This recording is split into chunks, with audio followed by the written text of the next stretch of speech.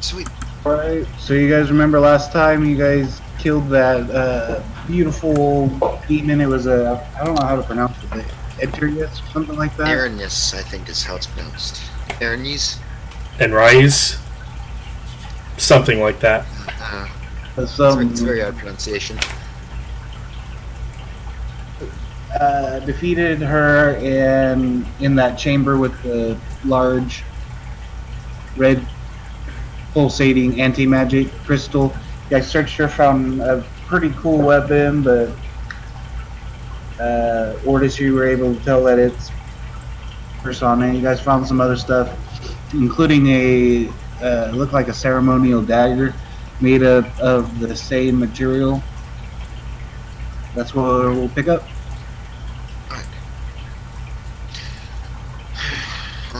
Okay. So wait, who has the dagger? We haven't quite decided where those go yet.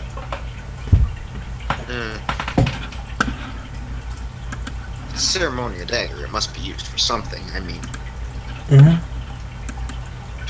I didn't detect any magic on it, did I? You picked up on the anti-magic that was going around from the crystal, and that dagger's giving off the same thing. So it's anti-magic dagger. Okay. That might be useful, actually, considering I get paralyzed by a lot of stuff. I'm just gonna throw it out there. I don't think stabbing you with it will paralyze you. No, but I'm thinking carrying it might help.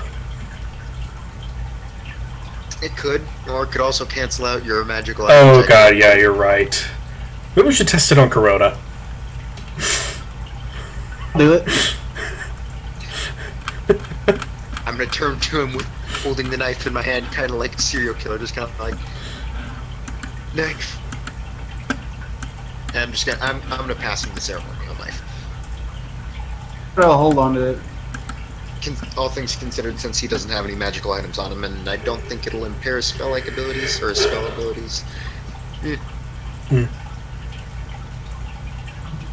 you guys want to make an investigation roll to see if there's like a door, or if you guys want to check out the crystal, the crystal that's coming out of the floor, you guys can. I didn't get a full description of what this room was. Down it was.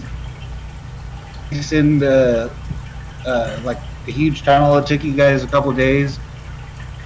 You guys are in like this big chamber that's all masonry and stuff, and there's this big red crystal jetting out, and it's the whole tunnel has been lit by half a mile or so, and then this room is kind of filled with it at each corner. It's been lit by what? It's on the wall that were lit. Oh, okay. That you guys just don't. Alright, so it's just basically a huge chamber with a huge red crystal in the center, I'm assuming. Anti-magic.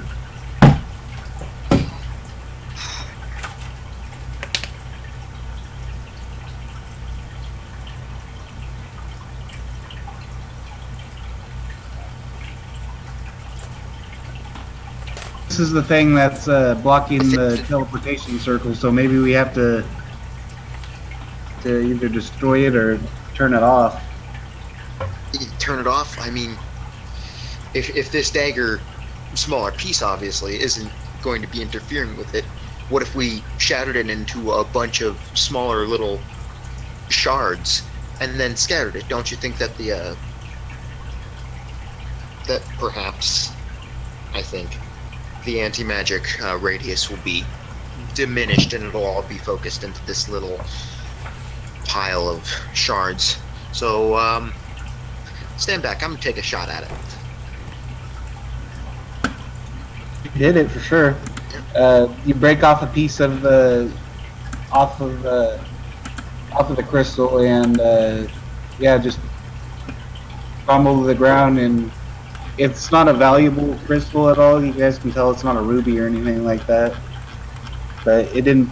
There's still. You still feel that pulse, that boom. magic.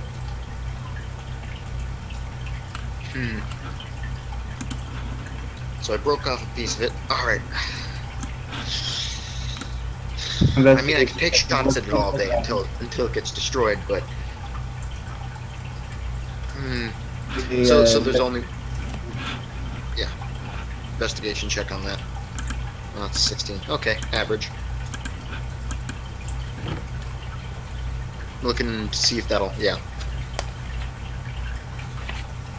Look over. It looks pretty. It's really smooth, and you see there's a hole on the side of it.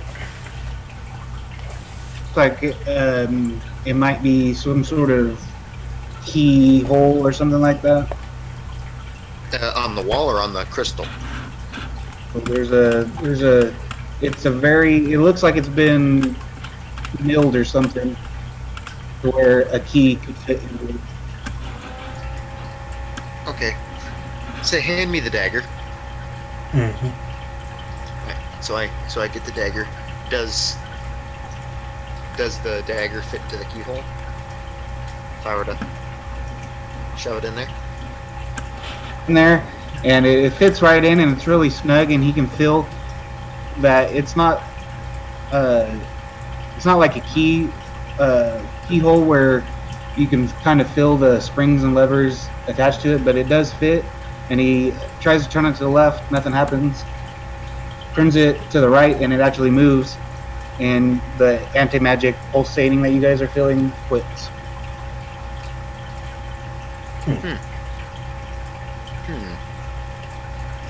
Right. Well, I remove the dagger if I can.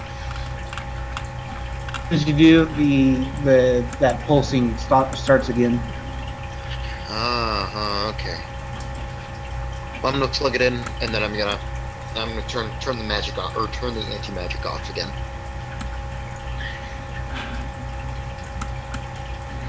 Well, that's a shame. You see that there's a wooden door at the back that you guys didn't see at first. Probably being But blocked with by that, something. you guys see that there's a wooden door leading out, continuing down this long tunnel that you guys have been going down for about 2.5 days now.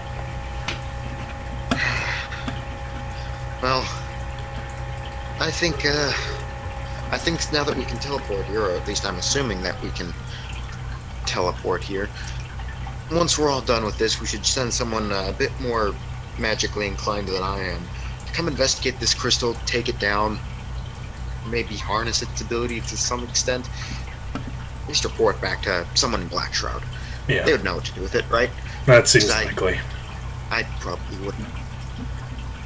Cody says somebody at that college will probably know what to do with it. Good point. All right. Well, I'm going to go check to see if that wooden door is locked or trapped.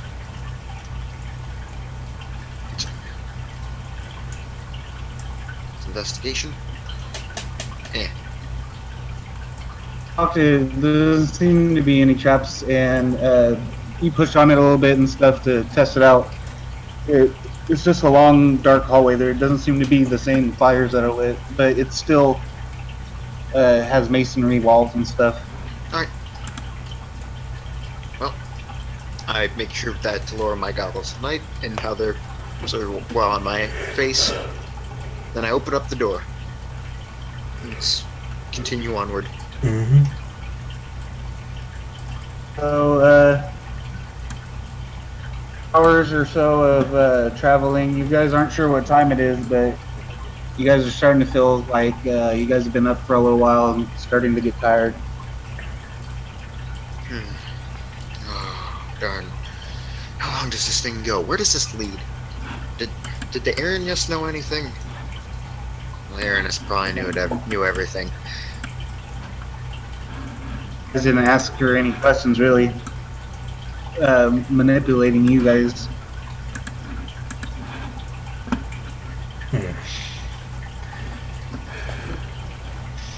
Well, either way, we should probably rest.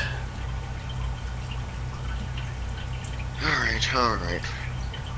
Well, sit down for a little bit. I mean, don't start any fires here. Getting a little afraid about the lack of oxygen that might be in a tunnel. A little claustrophobic here. All right. So I think we're gonna rest for the night then. You guys want to do your normal watch order? Yeah, pretty much. Normal watch order. How do I give a character on here a full rest? There's not really a button for it. They just kind of fill it in. Yeah, you just give them their resources, all the resources back, basically. How do I do that? Go to spells. Yeah, spells. The max spell slots should be listed. Alright, so just unmark all this stuff that he has. Yep.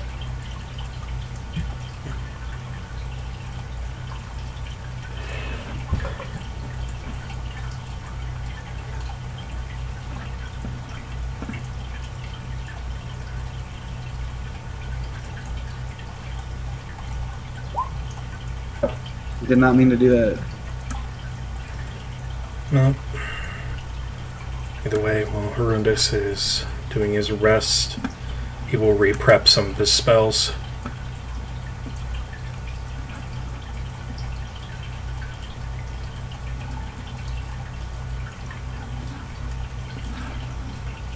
Look, how much experience points do you guys have?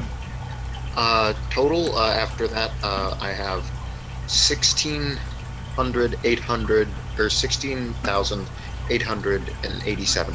Same. Yeah, we should be all the same. Yeah. Should be level 6. 1742, and he says level 5 on here. He probably hasn't done his leveling yet. Yeah, that's on him then. Alright, so after 8-hour long rest, you guys are awake. There's nothing. You guys don't hear a peep or anything.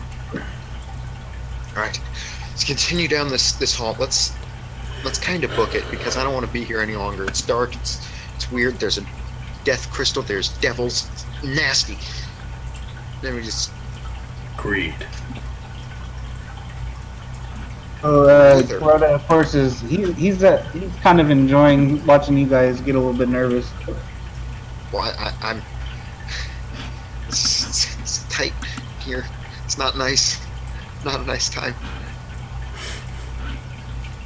Up and take off. After about 6 hours, you guys come to this large. There's light spilling through, and you guys keep going, and get closer, and you can see that there's this another wooden door. It says Annan door, and you can hear a lot of noise coming through, and you guys kind of try to push it open, and it's locked. I will pick the lock. You have no problem really picking the lock. It opens immediately as you guys open this door, and a huge, massive. You guys, it takes up pretty much the sidewalls or the back of it. It's this large, huge chamber, and inside there is. Discern, it's a large dwarven mining city. And you can see that down below. You guys are probably about 100 feet above the floor of this huge chamber. The tiers to the city. Down, you can see that there's a fully functioning city, and you guys are on this long bridge that's huge. It's probably 100 feet wide, and you can't even see the end of it. And then you look up and you can see that there's more and more of these bridges going over, and there's platforms and all kinds of stuff. And as soon as you guys come in, you guys, this dwarven, long white beard, and he's in this full military regalia, comes running up to you guys in a panic. And as he gets closer, you can see that he's got this white beard, and inside of it there's these really beautiful gems, and he's got silver rings in his hair and in his beard. And he runs up to you guys, and you can tell he's in a real panic. How did you guys get in here? I'm just gonna tell. I'm gonna tell him the truth. I'm gonna tell him that there's a big evil crystal. A devil kind of tricked us down here, and this was basically the only way out. Took us a long time to get here. He starts questioning. Did you guys? So you guys obviously came from Kilgore, right? Yeah. Yes, Yeah. of course. Days ago. Yeah, it's a long trip. But what about this devil? Was it a drow? No, not a drow.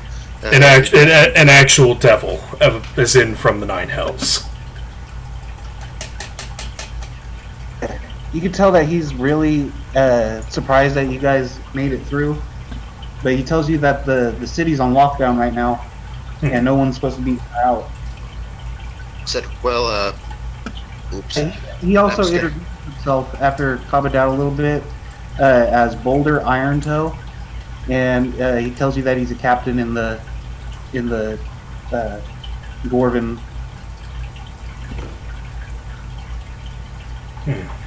Huh. So, okay, one sec. I'm gonna close the door and I'm gonna try and lock it again because lockdown. Mm-hmm. I don't know. Maybe if I do that again. Not as good. Oh well. Either way, locking that door up again. Oof. So Drow, there have been Drow Yeah, as we can get across the bridge. he's not letting you guys go past this. Like Oh. it's probably about 200 feet, like the semicircle. Here, I'll see if I can't get it to show up on the webcam. Came up from up here. Yep. And you guys are on this little this big platform. Let me see if I can. You guys are up here. Yep. And he's not letting you guys go, and he goes on to tell you that there's been like an incursion of Drow that are messing up the shit. Basically trying to undermine all of Anandor, and the Gemin Hands are the noble house up for the dwarves and the Silver Hands. Yeah, guys, that because of these Drow attacks, the entire city of Anandor on lockdown, so no one in or out. And he tells you all, pretty much all about these Drow invading through the old mining shafts that side of the town proper. And he says that if you guys were able to kill a demon, if you guys were able to take out the Drow leader, that he's sure that the Gemin Hands would pay you handsomely. I mean, we are Slayers, Ortis. Maybe we should take the job. Groda, what do you think? Well, that's the only way you guys are going to be let out of Anandor is once these Drow are handled. Well, I don't suppose. You know what? Why not? I could use the money. I can always use the money. Sure how much it'll be, but he says that they have disrupted all of the silver mining coming in or out of Anandor, and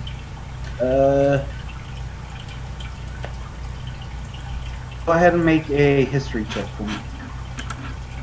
All right.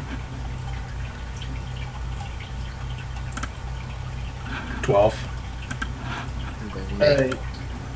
Okay, so Ortis, you're more familiar with it. You're kind of a bookworm, and you know a little bit more about the Gemin Hands themselves and Anandor per se. Basically, you know that the Gemin Hands are really influential, and they're the house because all of the banking and stuff is in the Southlands, and you know that the repository for the entire empire, Anador, lower halls. With that good of a score, you know that the Jimnans are probably the oldest house in the Southlands, and they settled here like 3,000 years ago. Men were here, and you know that the dwarves got in some trouble during the Great War of the Dead. They basically were shut-ins and just stayed in their halls. Died because of it, and there was a big thing. The House Kraken sealed them off and cut off their food supply until they to House Kraken. And you know that the High King, his name is Grimax Jiminhan. Yeah, that's about all you know. You know they're rich. They're rich as fuck, though.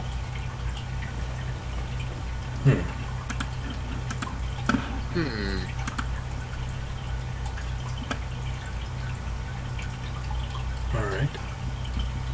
Heard about this because there's a lot of the technology. The Silverhand Mountains, the dwarves actually have someone known as the master engineer. His name is Borin Sludgefinger, and he's well renowned as the best inventor. The best inventor.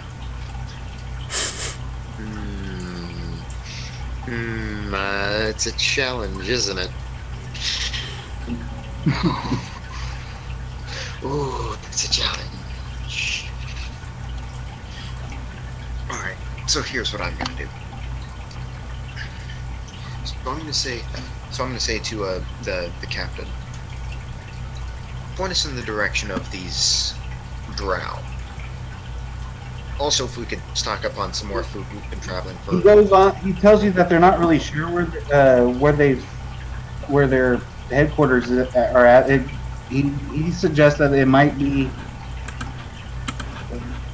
interwoven into the Dwarven town. They don't know where they are, but they seem to show up and attack the mining efforts. He offers to take you to where the attacks began. If we can find one, we may have a way to track them. Well, then, heck, if you have a way to track them, why didn't you say anything about it? I only figured it out this morning.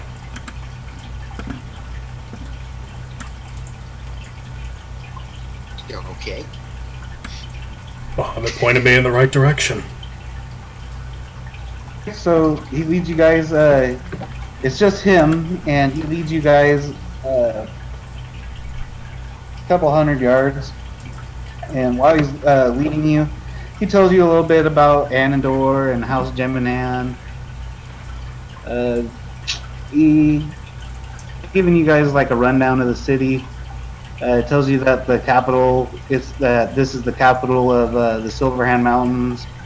It's the ancestral home of the great Dwarven clans. Tons of halls. He points out this huge, over 100 feet tall. It comes from the ground and it's about eye level with you guys, but it's off in the distance a little bit. It's a silver, like, statue of a great king. He tells you all about where the king's throne is, and that the king is in charge of settling disputes and all kinds of stuff there. Tells you that this is one of the all of the Southlands, and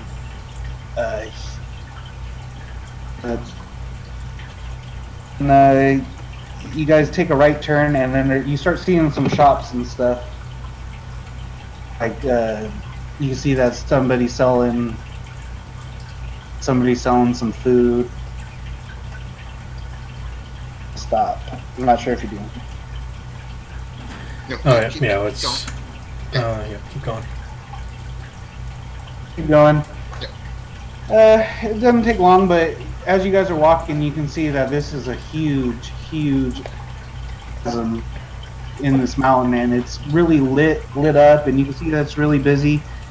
And you guys are actually getting some dirty looks, like people are scared of you guys. And stuff, they're stop and point at you guys, and Kuroda can pick up that one of them is these kids are huddled together and they're pointing at you, Ordis. They're looking at your eyes. That's what Kuroda tells you. I think they're freaked out by your eyes. It's funny. Oh, my goggles of night vision. Yeah, my goggles of night. Yeah, I always have them on. Okay, so they're looking at you, Horrendous, and they're freaked out by your eyes. I mean, sure, the air around them's always a little cold. Oh yes, that's why they're freaked out by my eyes. Remember that? Oh no. He tells you, and while you guys are walking, he's not only describing the town, he also starts to talk about the Drow. He tells you guys that the Drow are crafty and have been invading the Jiminan mine shafts. And pretty embarrassed. Sworn an oath to kill the Drow leader and all of the Drow invaders. Apparently offered a big reward to not only his military members that have been actively trying to fight these things, but to any citizen that would. And he doesn't know the exact amount, but he's saying they would never have to work again, that's for sure, and stuff like that. You guys to a mine shaft that he says this is where all the attacks started, and it might be a good place to start from. Alright. He tells you guys good luck. If anything happens, you guys can track him down. He'll be waiting here for him for a couple days. If not, he's gonna send a party in to as his bodies. He gives you a brief description of what it looks like too. He says it's like a narrow mine shaft. You guys can see it's probably about 10 feet wide. And he tells you after about 2 hours, you're gonna see a fork in the rope in the shaft. One side's gonna lead to the left. This is probably another 4 hours before you reach the main chamber that's over there. But before that, it'll split off again to the right. That one is probably another hour until you get to another like chamber of where they were mining. And then he says, but that first right after the 2 hours, that'll lead you to another chamber. The main operations were. And he said that one will lead you about 2 hours to where you get to that chamber. Big mines. Well, as long as we find one, we'll be able to follow it back. Creepy. Alright. Well, let's head forward. Head right. Send a search party if we don't return, as you said. I'd rather my belongings not fall in the hands of something that's less savory than... much far less savory than I. Understood. We'll do. Alright, so we head down the cave. I give him a salute as we go. I'm on marching order. I'm in the middle. Yeah, Kuroda's typically takes front. Always Kuroda to plod along at the back, wondering why he doesn't get to speak to the nobleman. Oh yeah, we missed. Kuroda, Kuroda's saying, yeah, maybe you guys will be able to answer some of my questions.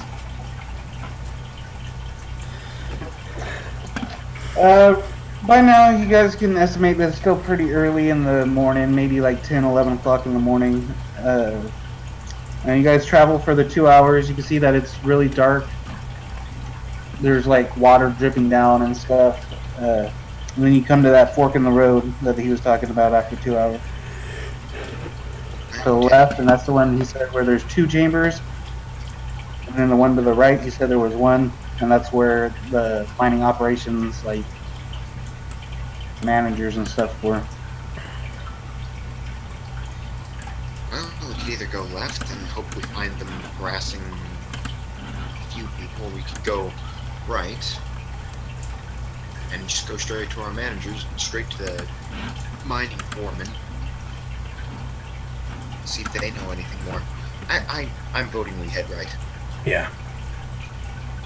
So you guys take off to the right, and while you guys are going down this shaft, you see a couple rooms, and you guys peek into it. There's like dead bodies and stuff that have been stripped of flesh, and Kuroda's like, "Oh man, I would have liked to consume that," but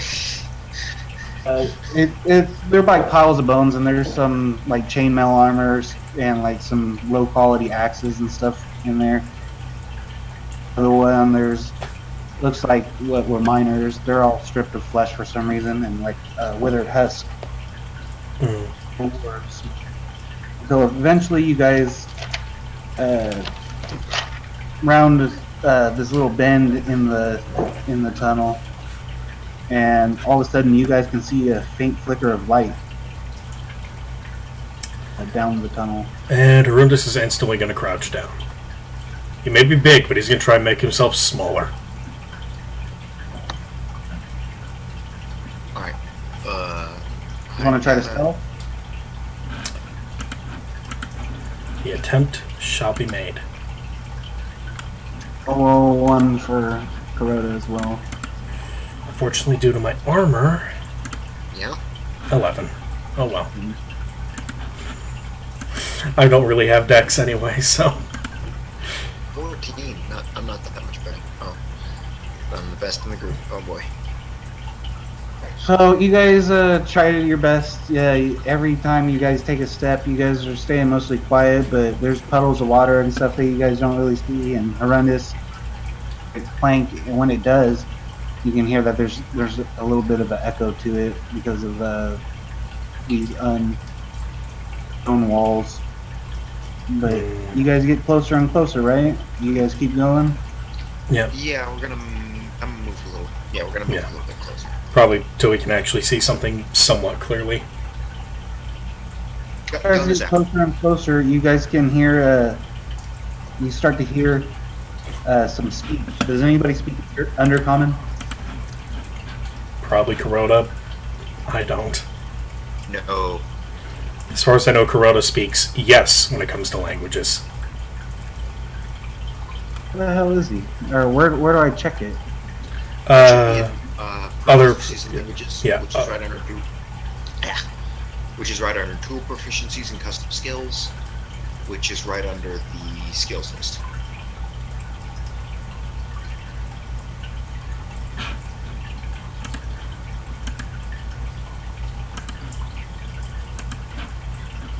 He speaks Elven, Dwarven, and Common. It's unfortunate. Are we able to clearly see what's talking? Not yet. Okay.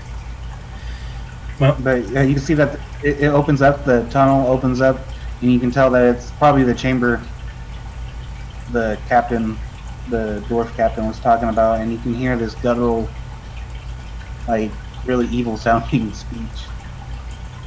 More than one. Well, this is just going to get a little closer so we can see whatever's talking.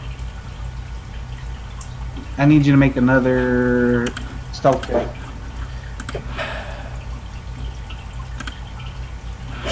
Clank! Well, yeah, you kind of lean in closer, and you completely fall over.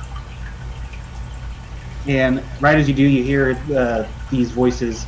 They perk right up, and I need everyone to roll initiative. Oh, dang it. Okay. I was gonna use, I could have used disguise self. Oh no. Alright. 10. To quote Jontron, 10. 10. Winter Games, that was just a good video. Shit, where's initiative? It should be right next to armor class. Right at the top.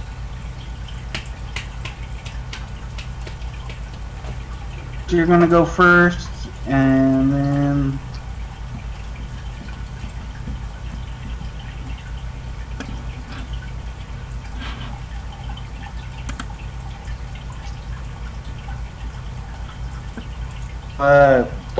these. You see that these three figures start rushing you guys, and you guys are imagine that you guys are right at the cusp of this chamber.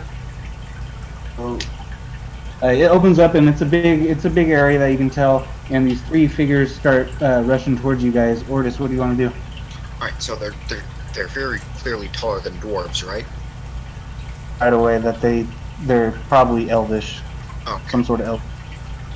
Well then, the immediate thing I'm going to do is, since I'm already loaded and ready to go, how far away are they?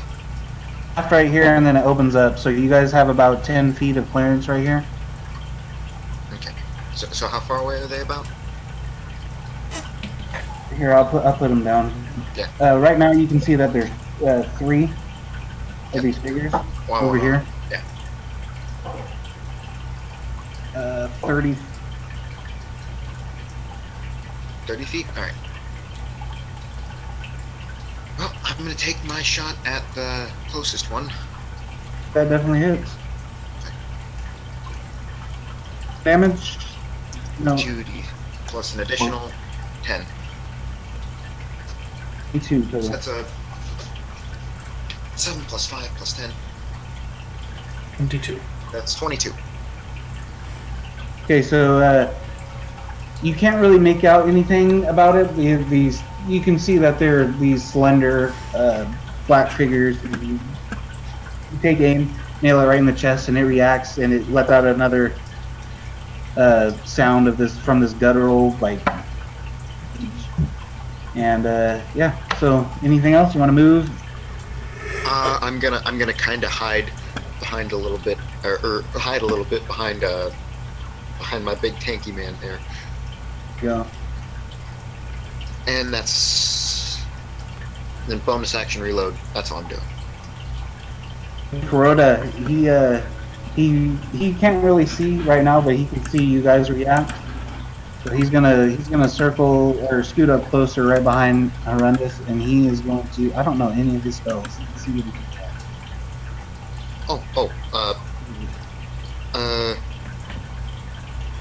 I would ask Grave Touch, and I would kind of extend my rifle as I'm reloading it. If that applies to ranged weapons. He's done it before, but he's gonna. I think instead of that, he's gonna say, screw that. I'm gonna spear these guys. Silver spear on them.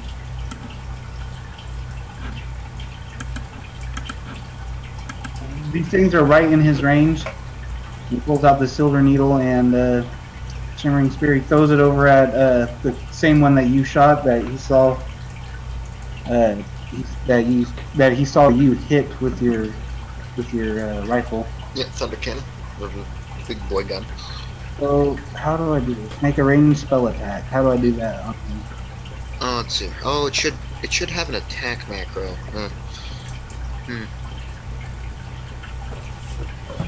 Let's see.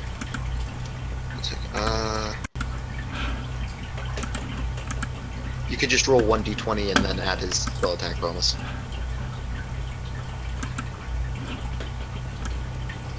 This is spell. Where do I see his spell attack bonus? That'd be in the spells. Like at the top. Alright, got it. Throws this silver thing that manifests into a really large spear, and it pierces right into this thing as well. I take 3d10 piercing damage.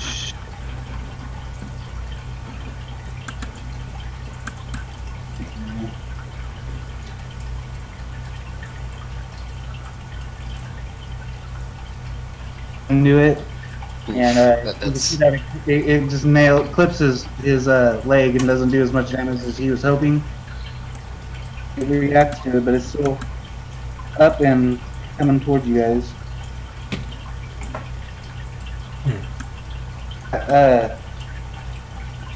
I'll notice that these two have weapons in their hands, and the one in the back tries to look at you guys and see what the big commotion was. Seem as willing to engage with you guys as the other ones, and he steps back, and you can hear him saying something, and this light, and he is going to cast Cloud Kill on you guys. Cloud kill? Cloud Kill. Ooh, that's gonna be nasty. Page 222.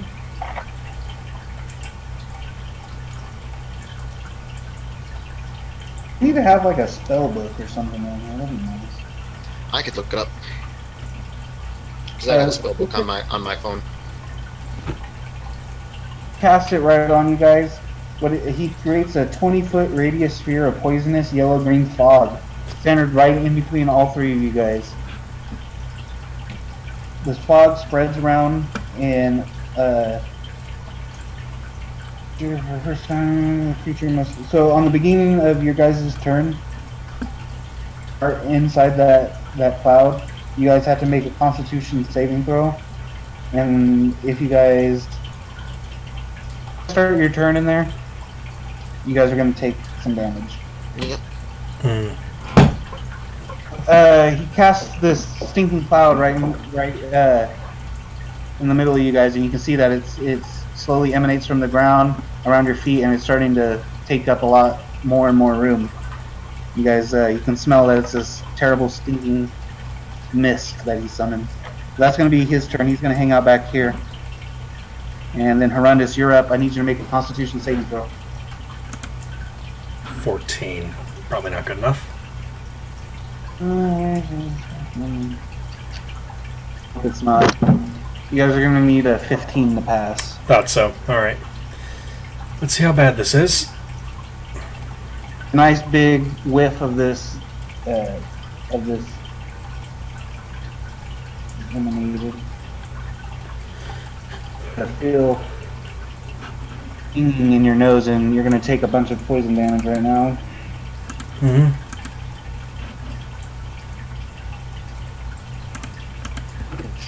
That this stuff starts to affect your brain and your body. Start to feel it tense up.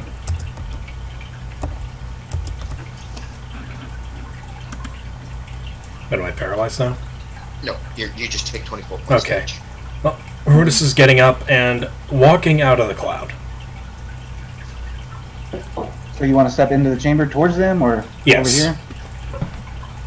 here? He's Right up on it. Yeah, he's gonna move a little bit forward, just enough to get out of the cloud. The cloud's only 20 feet, so Yeah, right he's there. basically going to get right out of it. And then he's going to look at them. He's going to look back at the idiot who cast that. And then he's going to cast Hunter's Mark at 2nd level. Why didn't it give me the description? 1 second.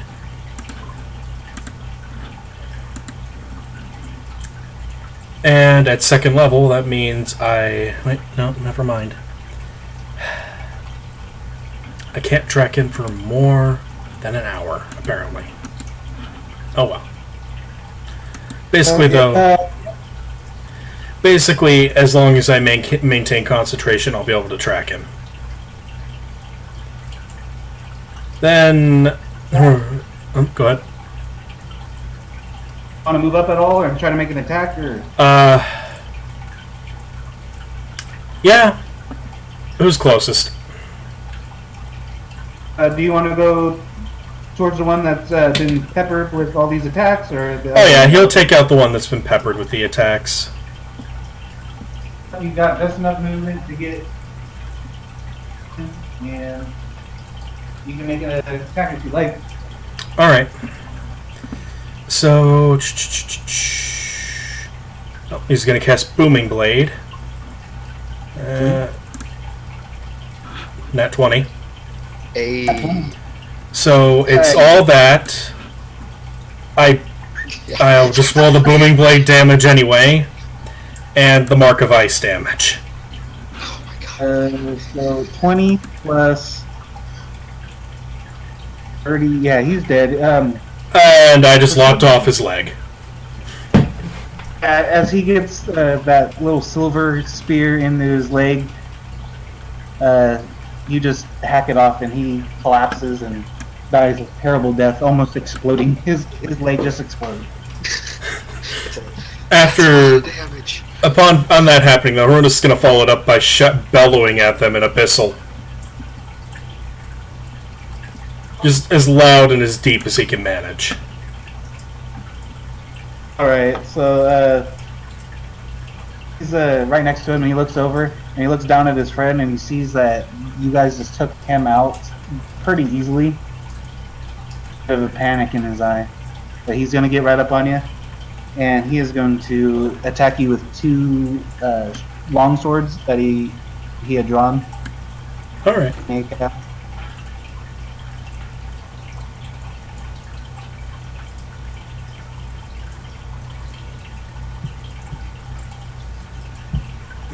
That one hit. Right? That one hits. He slashes you with the first one, second one. That one does not hit. The first one finds a little break in your armor and pierces into it, and you are going to take...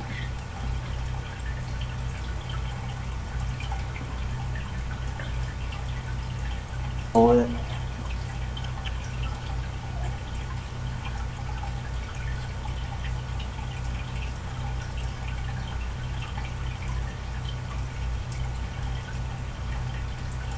Nine piercing damage. As it does that, you feel this more of that same feeling that you got whenever you inhaled that first. Drow poison. Yep. Yeah, and you're gonna take another 13 poison damage. And I'm now unconscious. As he stabs into you, you feel it and you collapse to the ground, unconscious. And my hunter's mark is now gone, so I can't even track them. Back up to you, Ordis. You see Arundus, it's not so much that he succumbed to the physical blow. You can see that his body just gave up and collapsed like a sack of potatoes. Of course, I flubbed my con save despite having +7 to it. Amazing. And, Alright. yeah, you're gonna take the 5d8 as well. Yep. Hit me.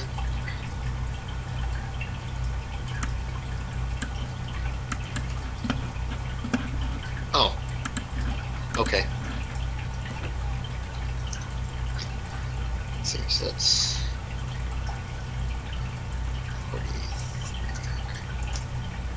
So for my move, I'm gonna quick run over to Horundus. I'll have you on this side of him, not stay out of that other drow. Yeah. Alright, and then I am going to do this. Okay. There you go. You feel Ordis place his hand on you, and you feel that poison starts to relinquish, and you regain consciousness. You know what? As that happens, Saruna's gonna wake up and start screaming. to see if he can freak you out. And as that happens, I am also going to cast Shield of Faith upon myself. That's But my no, bonus action. I was hoping to freak him out. No, you can't. Nerves of steel.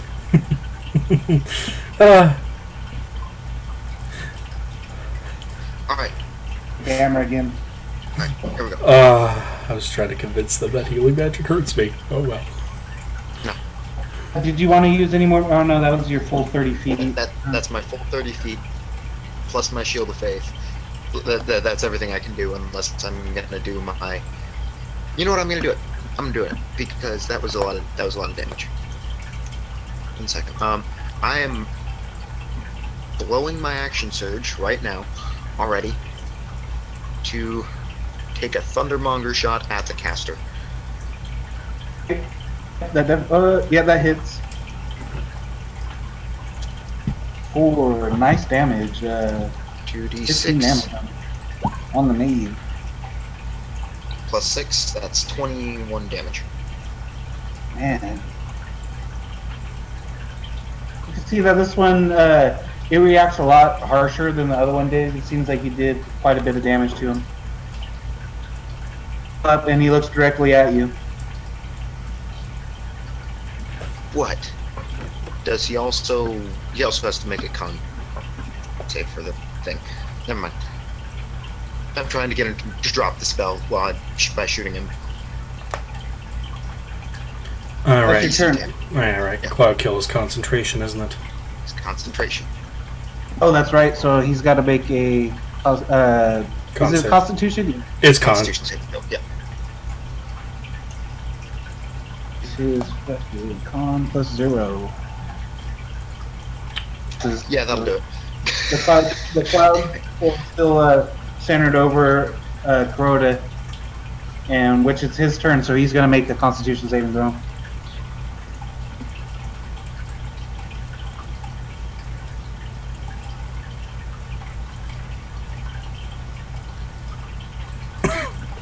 Yeah, that won't do it. So he utterly fails that.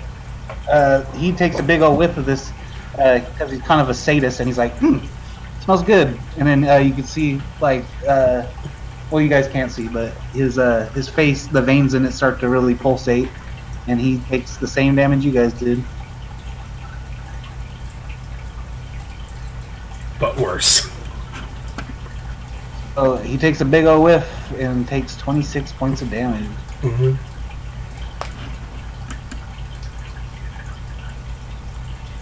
26.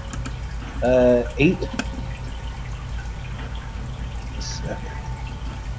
So yeah, he takes a big old whiff and he crumples over a little bit, but he clears the cloud and runs over into the corner. I'm smart ass that I don't even know. To this caster. Casts his own spell at him. Try to take him out. He's gonna cast on him. If I remember right, this one's pretty badass. He select a point on the ground, you can see their blood, so you guys feel this rumble in the ground, and in a spot where he can hit the Drow as well as the caster. Creature takes 4d6 acid damage, and then both need to make a dex save. The first one will be the regular Drow, and the other one will be the caster.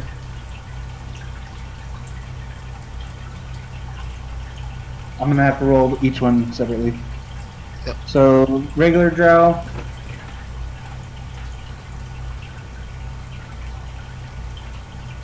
That's pass. He's gonna take half of whatever I roll. And then the caster, he is gonna try to duck out of the way. So they're both gonna take half. Getting amazing rolls. Yeah, no shit, I really am.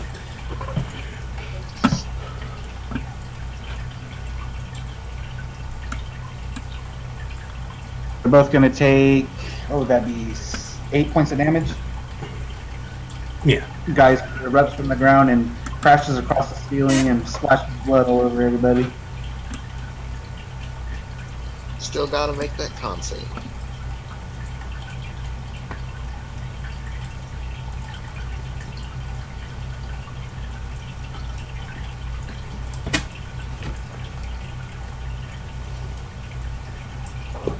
They both get covered in this blood, and you can tell that they definitely took some damage, and you can see that some of the mage's clothes start to acid damage. Did the mage make his other con save for that?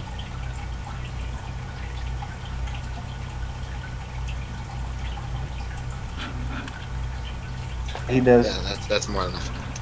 Dang. Sticky Cloud is still over here.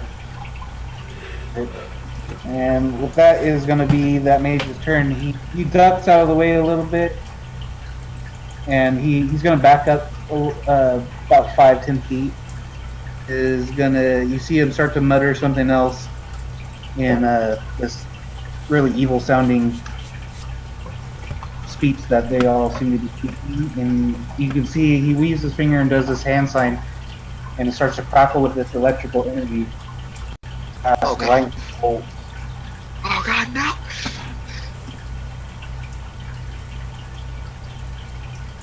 With the lightning forming a line 100 feet long and 5 feet wide blasts from you in the direction you choose. Each creature within that line makes a dexterity saving throw.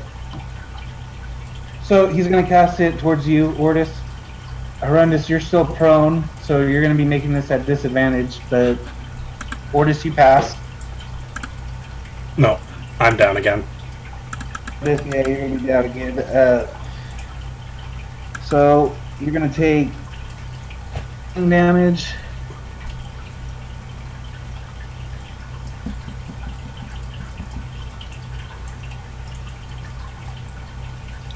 Some low rolls. Half of that, so 10. No, I take the full because I'm vulnerable. So 21 damage to you. Yeah, I just take flat out 21. So that the poison subsides from you, and you look up, and all you see is this bright energy, and you're immediately unconscious again. Mm-hmm. That's gonna be your turn, Horrendous. Go ahead and make a death saving throw. Yes, I maintain concentration. Okay, cool. One failure. The Drow, he kind of backed up to avoid this, knowing what was coming, and he's gonna move over to you, Ortis, and make 2 longsword attacks at you. Okay. Same time.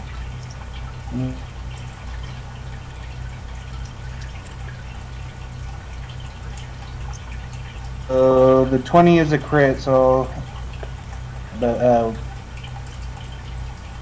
hit you, right? No, No, 15 does not.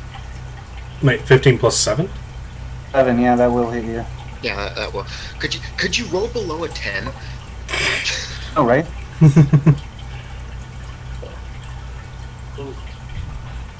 Or I'll double this one after. Nice.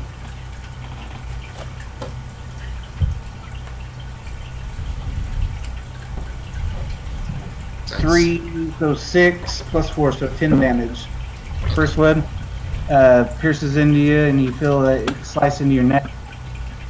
You feel that same poison spread from your neck, and you can feel it into your eyes and then your brain. It gives you a pretty bad headache. You take another 13 points of damage on top of that. Jesus Christ, I'm down. After feeling all this poison enter your bloodstream. And the other one, he stabs into you, and that one's going to end up damage. Fuck it. I'm not worried about him. Another death saving throw.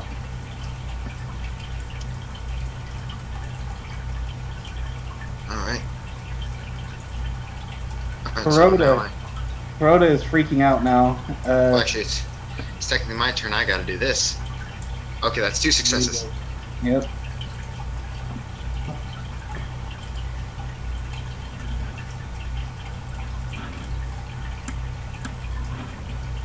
A crit, that's 2. Yeah, that counts as 2. Okay. Yep. So Mm-hmm.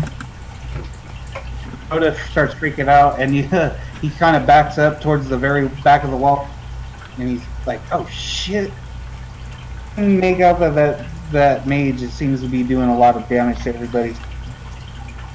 Make a spell attack against the.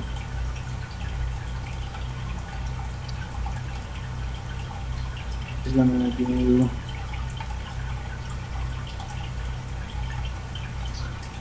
He's gonna cast the Solar Spear.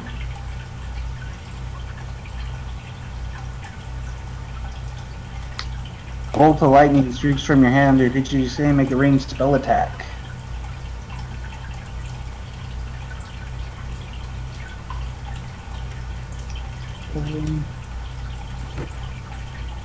Fail. He misses. Doesn't if fails feature. So, yeah, he just misses. This one sails off to the left, and after he misses, he turns to run. That cloud is still there. To himself, fuck. Yeah, the mage. Does he have any spells that he can cast as a bonus action? Um, It should list it.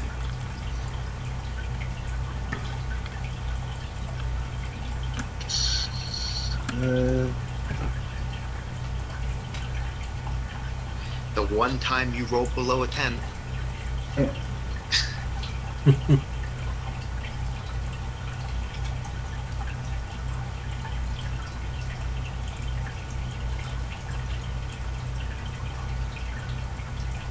each one of these spells are bonus actions. Okay. He is, however, going to take one of his one healing elixir. Now he has 0.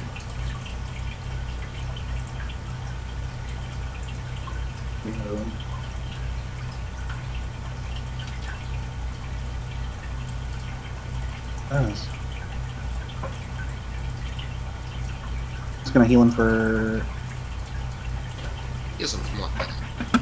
It's a 2d4 plus 4, I think. 2d4 plus 2 is the same as a common. Yeah. 4. It's 2d2 plus 2. Yeah, just plus 2. There we go. Yeah, he gets a pretty nice heal off of this elixir. We're going to.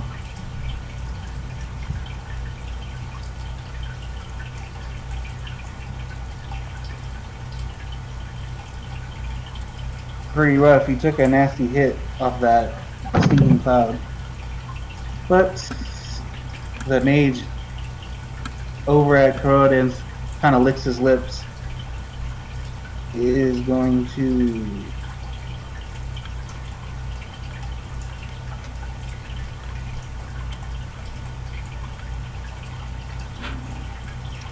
cast another lightning bolt at Corroda.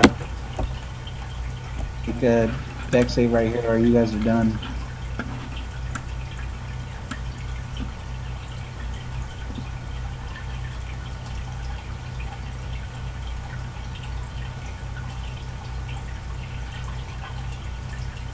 Yeah, he actually passes it. So he's going to take half of that damage, which is still quite a bit. Hopefully he can make it.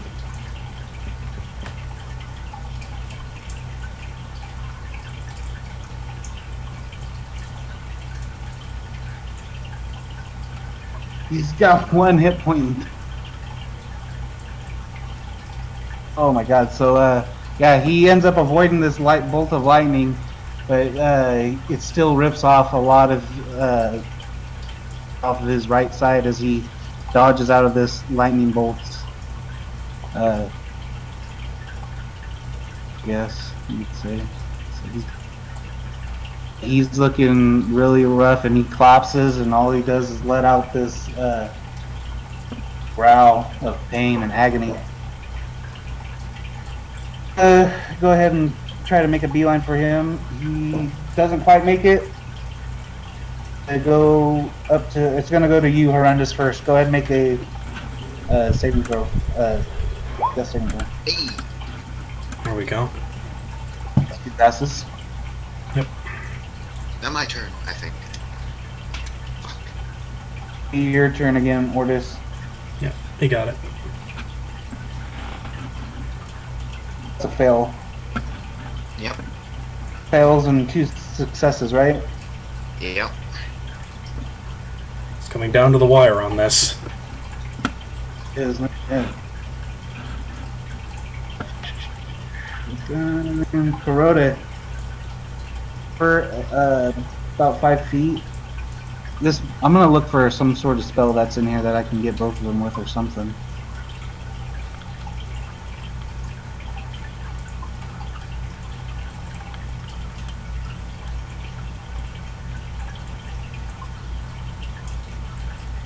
Any fucking healing potions, does he? Jesus Christ.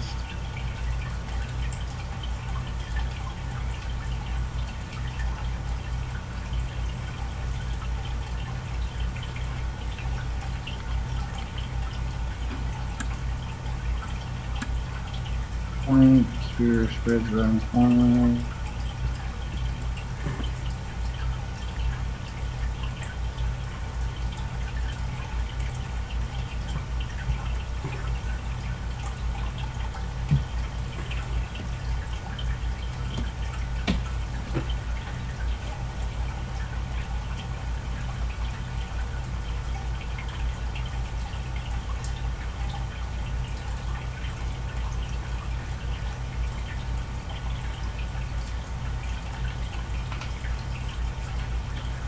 There's no like lightning spells or anything that could. I think.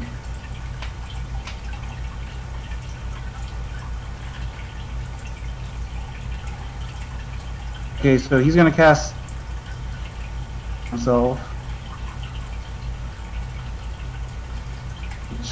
He's gonna give him Plus 4 C. Bonus action. Then he's going to flying spells. Fuck.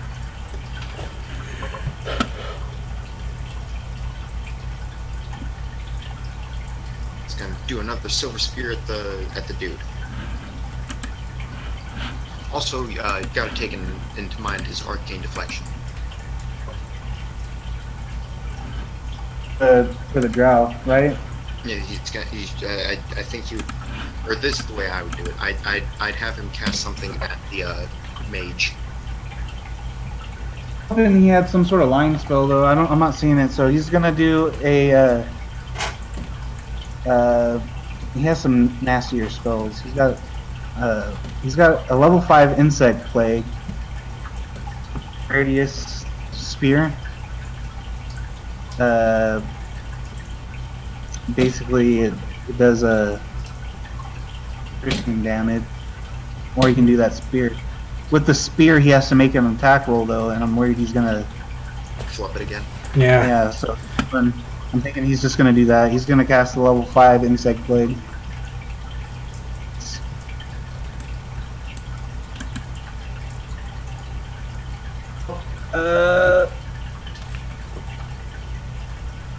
Must make a Constitution saving throw.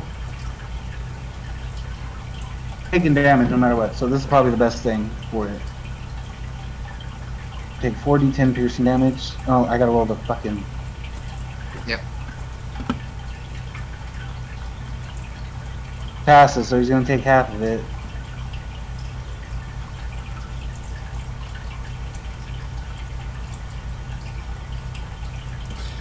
Knock him out. He had 8.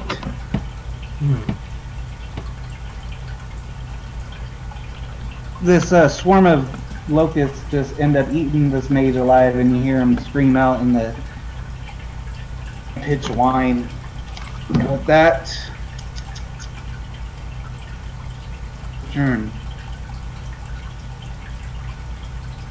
No, Crow will use the rest of his movement to can over here and get about 15 feet away from them.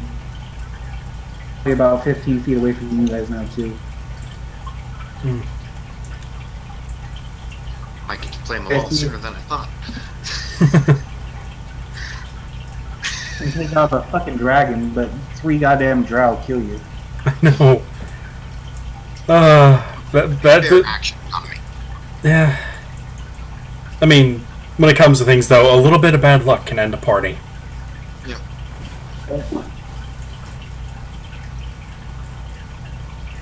Cross your fingers. Is it my move? Yes. Okay.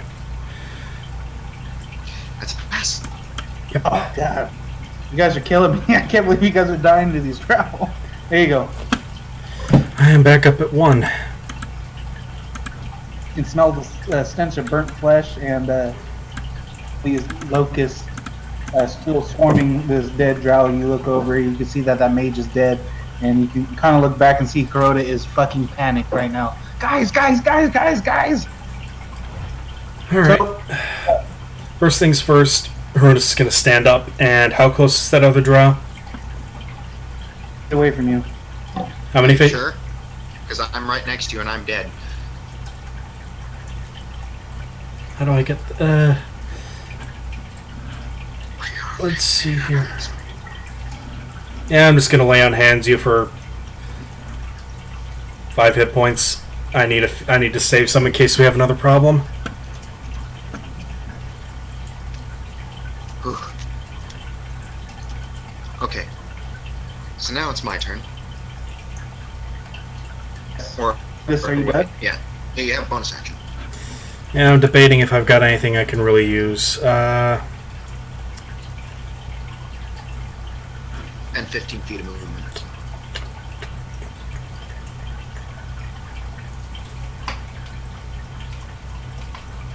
Nah, I've got nothing I can really do. Your move, Ortis. Alright, I move. So the Drow, he's gonna. It's his turn. He's gonna make a beeline Wait, straight what for. about my turn? I did heal. Yeah, I'm back You're up. after. You're after the Drow, Ortis. No, I'm not. I technically I'm normally before Horrendous, but we kind of switched it up. Ortis' Is- turn. Okay, I'll so say he- Kuroda Yeah. is before the mage. The mage didn't have a turn. Then it goes to Horrendous. And then it goes to the Drow. And then it went to me. No, it went to me. Well, it went to me first. Initiative was 8. Their last of the initiative. Mhm. Yeah.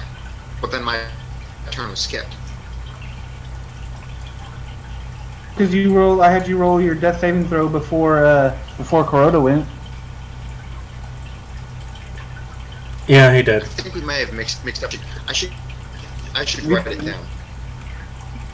It's Ortis, Kuroda, the mage, Horrendous, and then the 2 Drow. Okay. Well, I mean, at least Ortis is alive. We're good. It's the Drow. He's running up on Kuroda, and he's gonna make those 2. I'll roll them individually. That shit's getting annoying. The first one hits, and whatever it is, it's gonna be good enough to down him. Kuroda, you get up just in time, Horrendous, to see this thing kind of stab him in the back and put him down. And he's going to use the last 15 He feet also of movement. takes 2d6 fire. Right outside. Oh shit. Mm-hmm. Yep. 18. Fire shield. I gotta check Kuroda's AC. Wait. Oh no. Oh yeah, no. Arcane deflection. No, that doesn't hit. He has like 20 right now. True, yep. So that doesn't hit. He is actually up. Yeah. Then the next one. So he misses with the first one. Then he tries for the second one. That one definitely does. And Kuroda falls. And he's going to use his last 10 feet of movement to get just outside of your attack range. Fire damage, though. The Drow takes 2d6. From the fire shield. Yeah, from the fire shield. So let's see if he can even move. 6. Yeah, he's not. He still looks pretty hardy. Well, okay. Lovely. At your attack range, Horrendous. It's gonna be you, Ortis. You got brought back from unconsciousness. You're conscious again. Alright. Click my boots of speed together. Get back up. Move as close as I can to Kuroda, and I'm gonna take a shot with my thunder. You thing. Yep, you Yeah. definitely hit it. That's on a melee attack, so you're good. 21 definitely hits. For 3 damage. Kind of give it a flesh wound right in the right arm. 13 points. How close am I to Kuroda now, though? By the way. You had plenty of to get to him. Oh, I'm at him. Okay, cool. That's my turn. Okay. It's gonna be Kuroda. He's gonna make a death saving throw right now.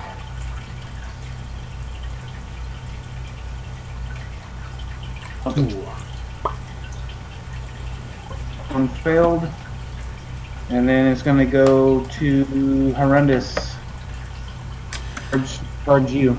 Horrendous is gonna crack his neck. He will cast Midas Blade in order to set that up. Then he's gonna walk up to the Drow, look him right in the face, cast Booming Blade. That's a nat 20. Okay. Plus Midas Blade. I didn't hit the damage on the sword. Come on, where is it? There we go. Plus, I'm going to make this very painful for him. Plus Booming Blade. 8 damage now, and 8 if he tries to move away. Plus my Mark of Ice. So we got 20 plus 27, so 47.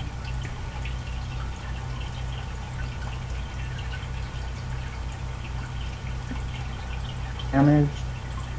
And yeah, I was gonna say he's slam into him, and you hear this loud thundering boom, followed by his body pushing in this wall in blocks of ice that crumble to the ground. Well, I didn't cast the Arctic Blade. I cast Midas Blade. No, it's a Mark of Ice that he's. Oh yeah. Oh yeah. Oh god. Gold dust and ice. That's actually kind of pretty. Diamond dust, as they say. Mm-hmm. Alright. Cool. My turn. Spending my last turn. Cure wounds. So Kuroda's up and he goes, "Holy shit, you guys!" And bonus action spending on a second wind.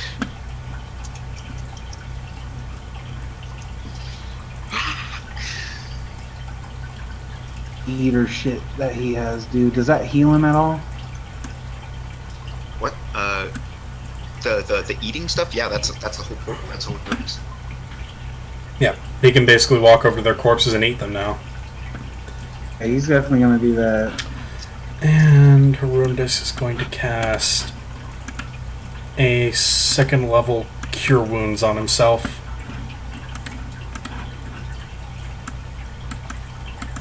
So it's additional +1. He's definitely gonna cast that. So that level 2.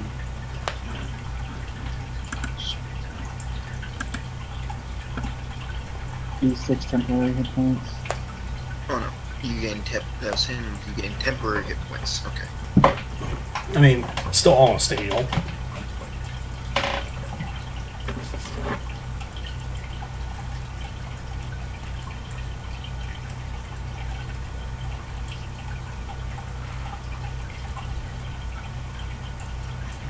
Turns into dust. And then he casts it at 2nd, so he gains 5 additional temporary hit points. 15 hit points. Alright. What say we all take a little break, head back down that tunnel. I was gonna suggest that we look through that you guys look through the Bodies. cavern Yeah. or some sort of. I am curious about those swords to see if they just poisoned them or something. Yeah, I'll ritualistically detect magic.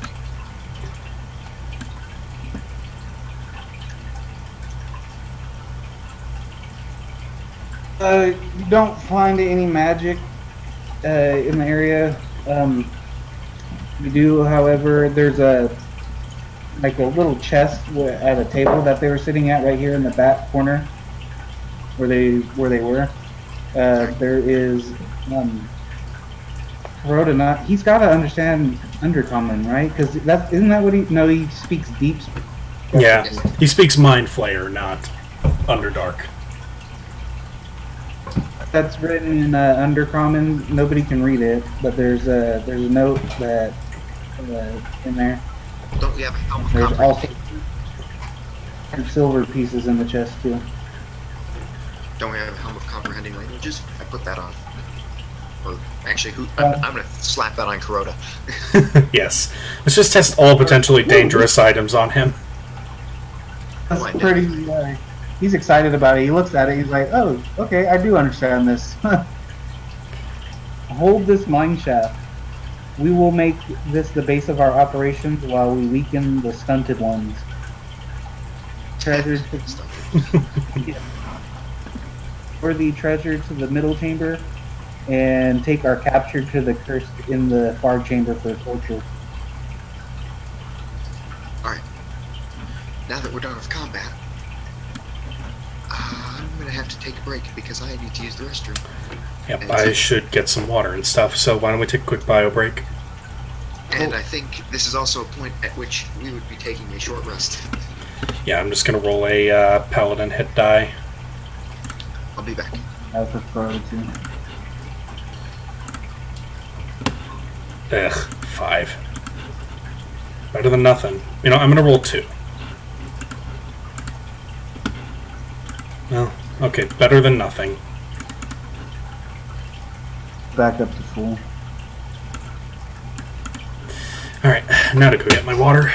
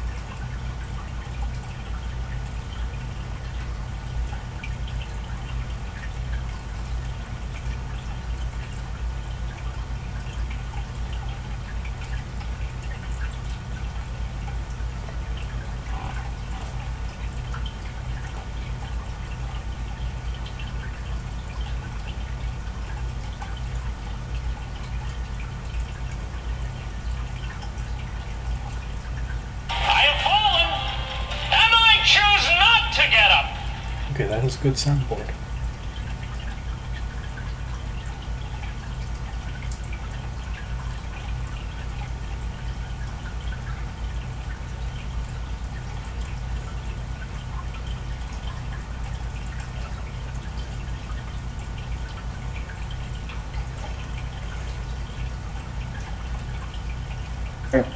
Ready to back to you guys back?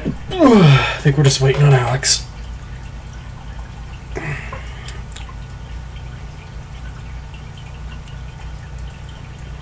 Almost died to a couple of drow. Yeah, that was pretty close. Everything, and it was a little starter.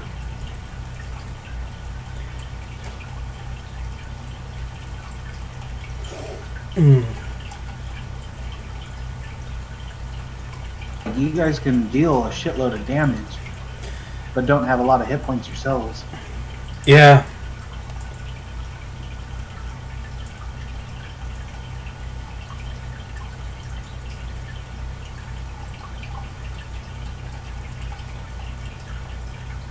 Let's see here. Use these creatures that have a lot of hit points and stuff, but they end up doing a lot of damage. Mm-hmm.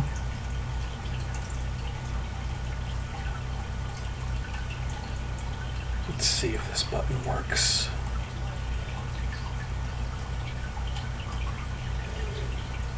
Because this is a good soundboard. Hooray. Where's my hands? Not that one. Why?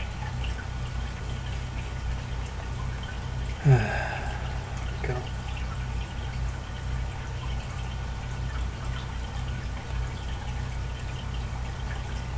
A lot of those are just quotes from the Flex Tape episode, but that's a good soundboard.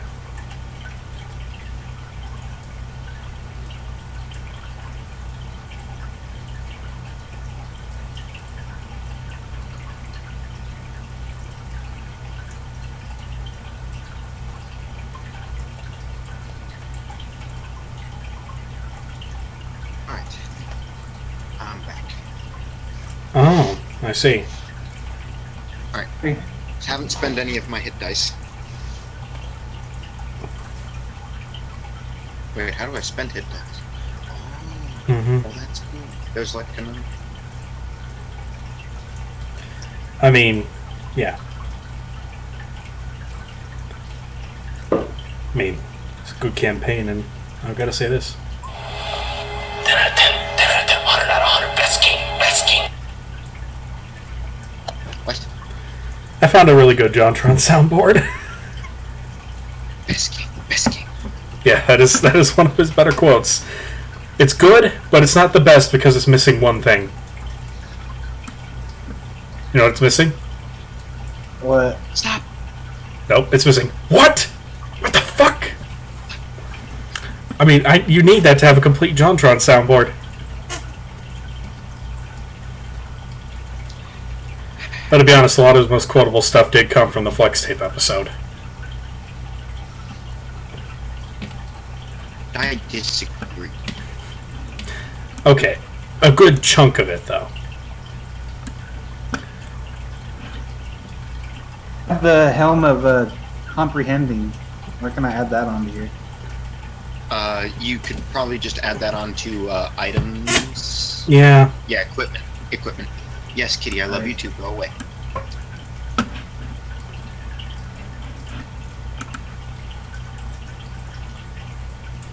Alright. Okay. Am I supposed to put a description in there or something? No, as long as you know what it is, yes. Well, I added it for him. There you go. Yeah, you guys search the rest of that chamber. There's just that table, a couple beds, nothing else in there really. Back, or you guys want to go to the next chamber, or what do you guys want to do? We took a short rest, right? Pretty sure we did. After that, oh boy, I don't know.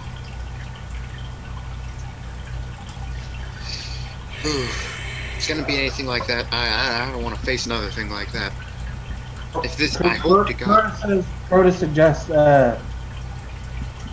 we're fully healed up again. We could probably they can't get much worse than that.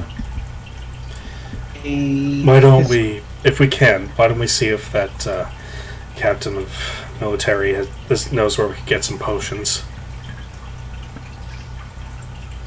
About 4 hours. Yeah, it is a long ways away.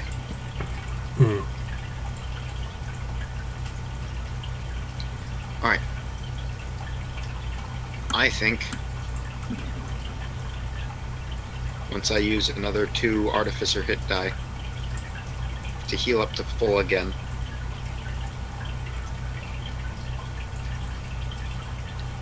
One, 2, 3, 4, 5. Okay, so we're taking another hour? No. I'm just using Just the last using of all my of hit these dice. dice too. It's fine. Alright, well then... I'm gonna see if he can. I'm gonna see if he can make some of those healing elixirs. So he's gonna cast healing elixir. He's gonna use all 4 of his healing elixirs. To cast it. There we go. Got a 9. I have 2 to Horrendous and 2 to you, Ordis. Sweet. So, Perfect. as long as I have corpses, I'll be okay. That's disturbing. Okay. You guys ready? Well, I think now that we've taken a good rest, perhaps we can venture forward. If that's as bad as it gets. Way back, another 2 hours where you guys found those rooms with some of the mining people dead, and you come to that fork in the road, but continue down, and about 20-30 minutes, it comes to that another split, like the captain, the dwarf told you about, where he said that there's a large chamber at the back was to the left, and then if you were to go to the right was another large chamber. Only an hour. The one to the right is only an hour to the main chamber for that tunnel.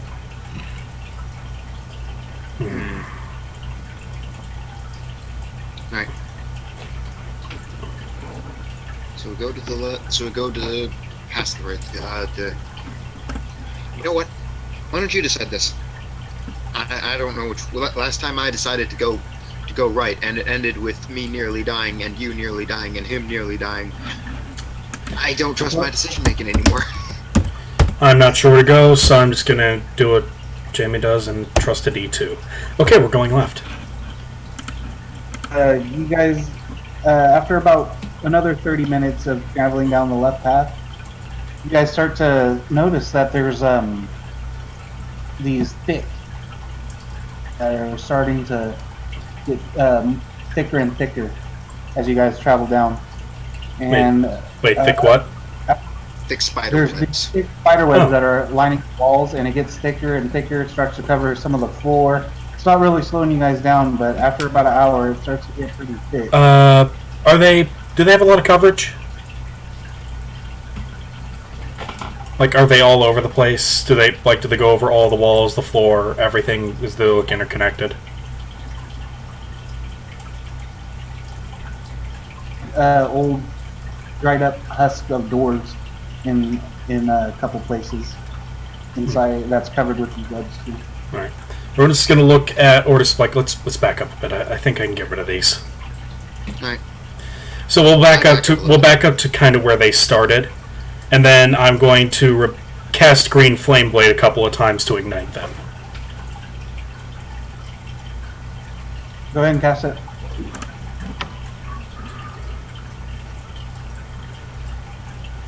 Like a D100 and see how much percent it ends up taking.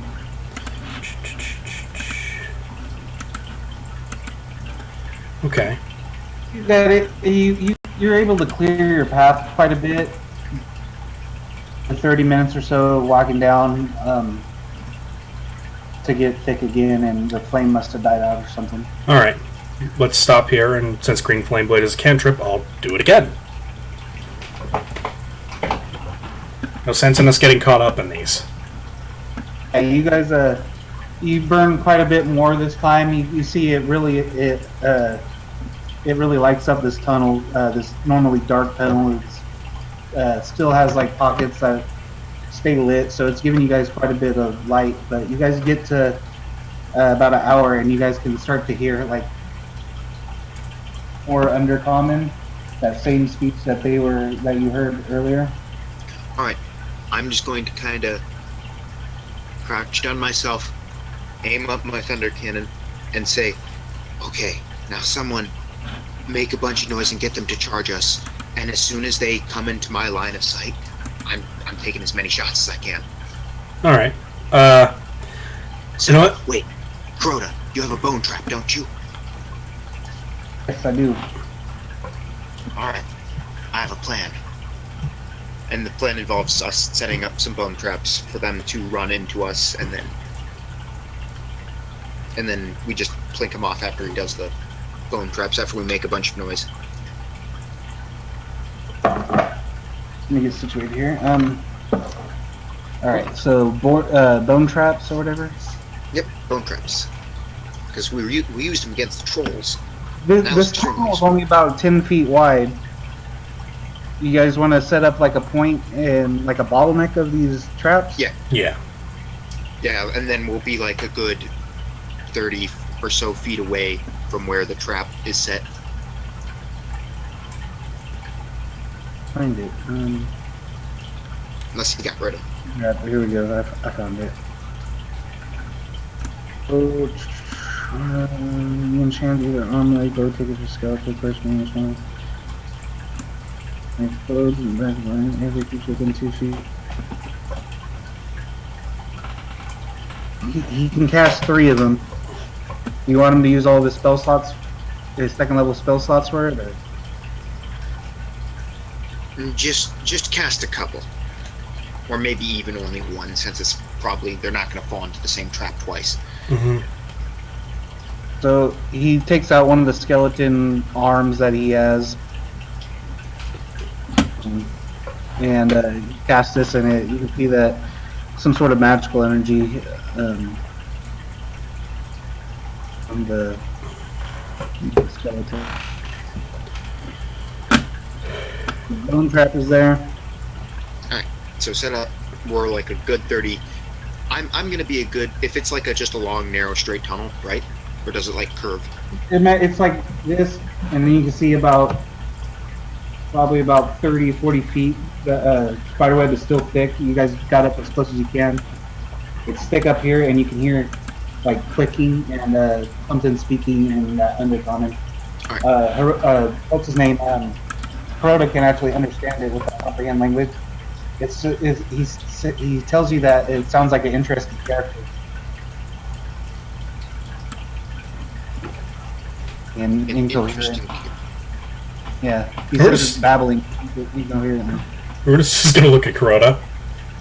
Interesting character. Coming from you, I should be worried. Wait, which direction did it say that the slave pits were in? Was it here or? Further back. Yeah. He said that in the note, it said take it to the far chamber for torture to the cursed ones. Alright. So the bone trap is set up like at that curve, I'm assuming. It's like right at the edge of the spider webs. Like, Okay. He's not gonna walk through the spider webs willingly. Okay. So I'm gonna back up a little bit, and I'm just going to yell in Elven. You know, help! Help! Is there anyone there? Please! Please! Immediately, Yeah. this you guys see it comes right to the cusp of the thing, and it's this huge spider, but it's got like a human body, white hair, dwarf, but its ass is basically this giant spider. the body of Right a dwarf? to the door. Roll initiative. What about the trap? Wouldn't that be set up before? The trap is about 10 feet away. Oh, so he's back here. Feet of spiderweb still before where it opens up. The bone trap is right at the cusp of that. Okay. Oof. Just oof.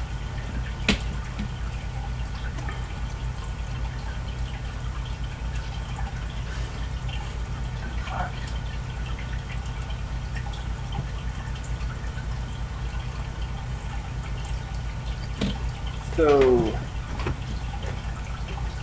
and be last.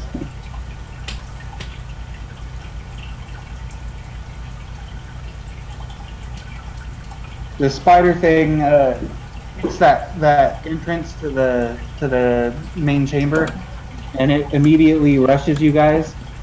Bone trap goes off. Trap goes off. So 1d6.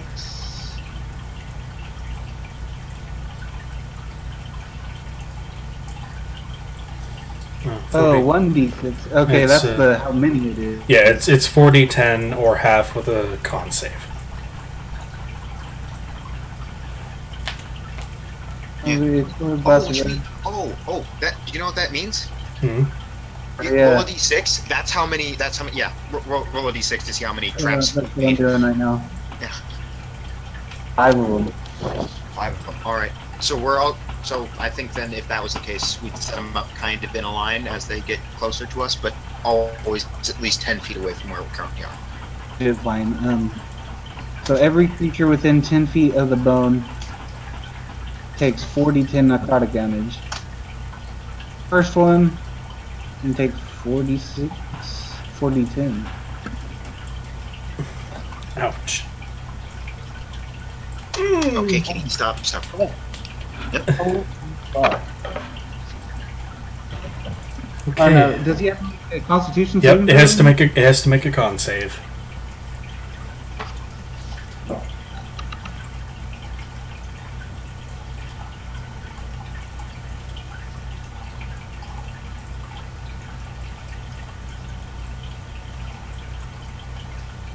Crashes over, fails that one, so it's going to take 34 points of damage. And then it passes over another one, and it's going to set that one off. Save right now. Yes. That one it passes. 8. It's gonna-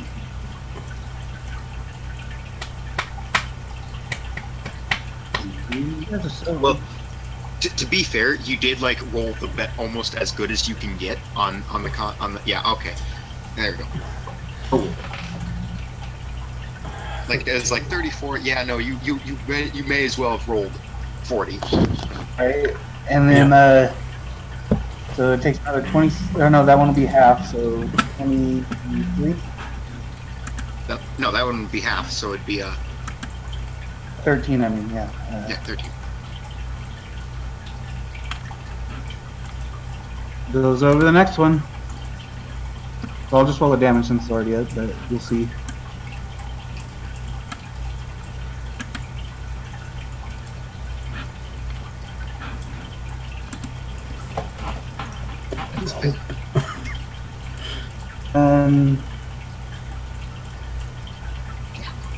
Good Nope. kitty. Yeah, that one fell. So he's gonna take another 20. 3 so far, right? Mm-hmm. Let's run over 3.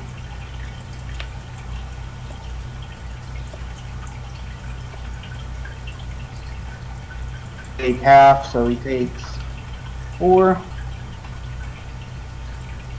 Next one. Let's see if he passes the thing. Wait, what is it? 46. Damage first, but he passed the con save this time. No, it's so. 40-10. You're rolling 46. Yep, my bad. Shit. 2.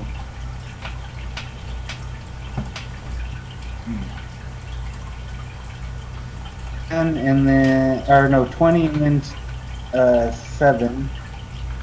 So 27.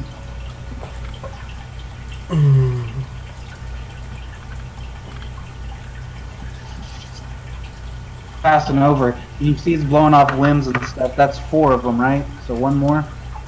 Yes. Let me double so. check. Wait. That's 1, 2, 3. No, that's 5. That's all fine. Good. Like an idiot. You It guys ran. have blown limbs and stuff off of this spider. And it was about 30 feet away from you guys, so it's right up on you now, Horrendous. Forward at you with a sword that it has on its human body. Into roll all 3 right now.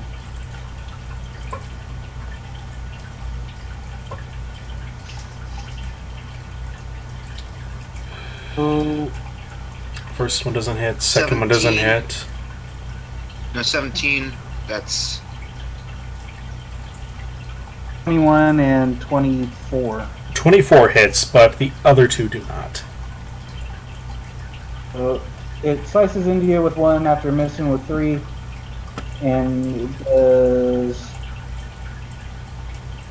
piercing damage, and then you feel that familiar poison into your bloodstream again, and you take 10 points of damage, poison damage.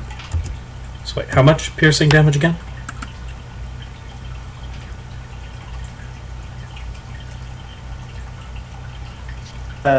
It's like hoveling towards you. It's missing half of its legs, and the piercing its damage. body blown up, and Yeah, I didn't catch the exact amount of piercing damage. Yeah. There's 10 poison and then something amount of piercing. piercing. 8. 8. Okay. Okay. All right. Lovely. Excuse me. We're gonna kill the crap out of it. Okay, so now I'm assuming it's my turn. So it looks rough, right? Yeah, very. It's dragging its half of its body. All right. Well, I hope it. Oh, That does happens. that hit? Does that hit or not? No, that doesn't. Crashes off the wall. All right. How do you do? All right. Yeah. I'm going to back up a little bit, and then I'm going to. Oh, since I regained a spell slot because I lost the rest, I'm going to cast Shield of Faith onto Horrendous, All right. so you gain another 2 AC. Excellent. And then that's my. Yeah, it's my turn. Gonna be Kuroda. He's gonna cast that silver spear. He still has enough to cast that.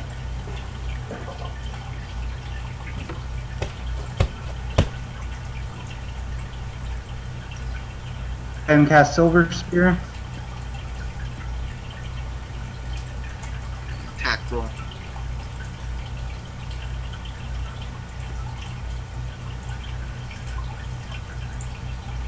Bounces off of its hard, like arachnid shell, and ricochets onto the wall, burning up some of the spider webs that are.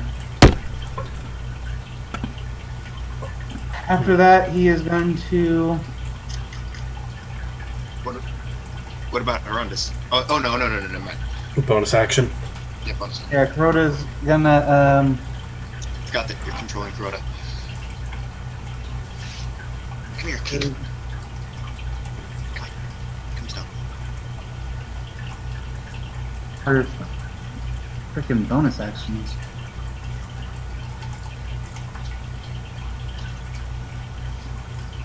Yep, he's gonna cast Grave Touch Weapon on your weapon,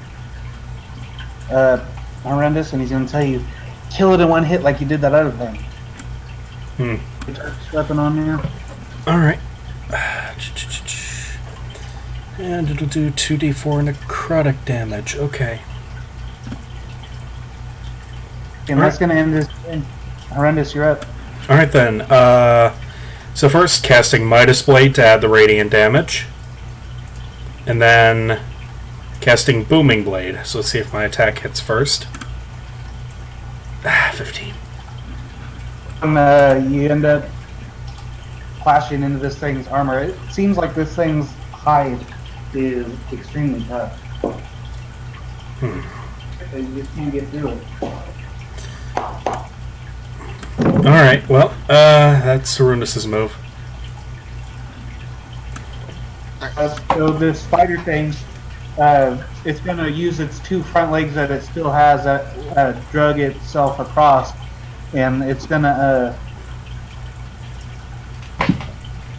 make another 3 attacks at you, Arundis. Alright. And remember, Gracie's too higher than it normally is. None of those hit. Miss. Yeah. It's so beat up and blown apart that it's lazily trying to swing at you, and you easily parry it with your shield and absorb it in the spots that you know that your really nice magical armor can absorb the hit. Attacks bounce off. Ordis, you're up. Alright. Gonna do my bonus action to reload. And then one more Thundermonger shot. 8. Does that hit? This one bounces off of that tough arachnid shell and splinters off and hits the walls. Jesus Christ, it's macy out there.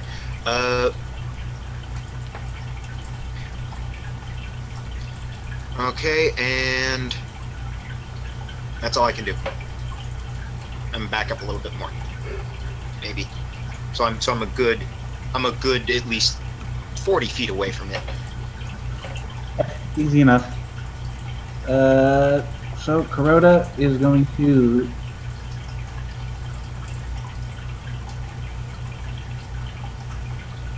run out of his spell slots. Got something that auto hits? Toll the Dead? I did. 1d12 the product, I mean. Ah, crap. What the heck? Good day.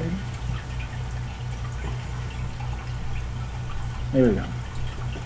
Okay, so points at him, and that bell rings over this thing. Wisdom saving throw.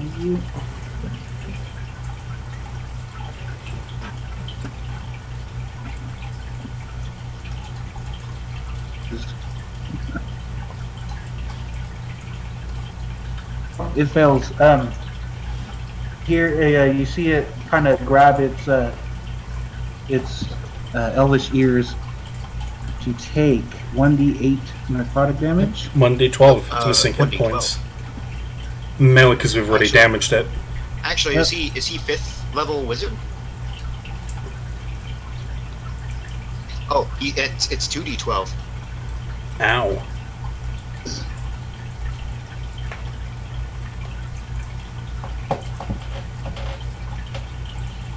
Just ow. 11 damage. This thing, it didn't lop off an ear or anything, but for some reason it seems like it really hurt it. Alright. It's just screaming in agony right now, and it is going to go to you, Horrendous. Midas Blade is active. I'm going to cast Booming Blade. See if my attack hits. Nope. Oh my gosh, even worse. Why Sword of Sharpness? You were doing so good. It's this thing's shell. Anything else you want to do? I don't have anything else I can do as a bonus action that'll do damage, so no. It's gonna, after regaining its composure a little bit, it's gonna look down and mutter something to you. You can't understand, but Kuroda understands. Doesn't yell it out right away, but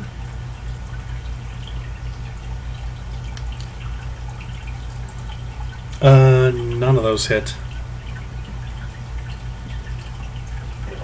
it's writhing in agony. Nobody seems to be able to get a good purchase on Either side. you guys are basically clashing into each other's armors and all that. It's gonna go to who's next? Ordis. Ordis, yep. Okay. Reload with bonus action. I'm just gonna look at it and just say, shut up and die already. Go away. We're getting even worse rolls. I don't want to burn an action surge because we're not losing, but Yeah. goddamn. Your turn. All right. Yep, that's the end of my turn. I was gonna do Toll the Dead again, cantrip it to death. Cantrip it to death. I mean, cantripping things to death is kind of a legitimate strategy. Yeah, ain't nothing wrong with it. It's a wet noodle fight.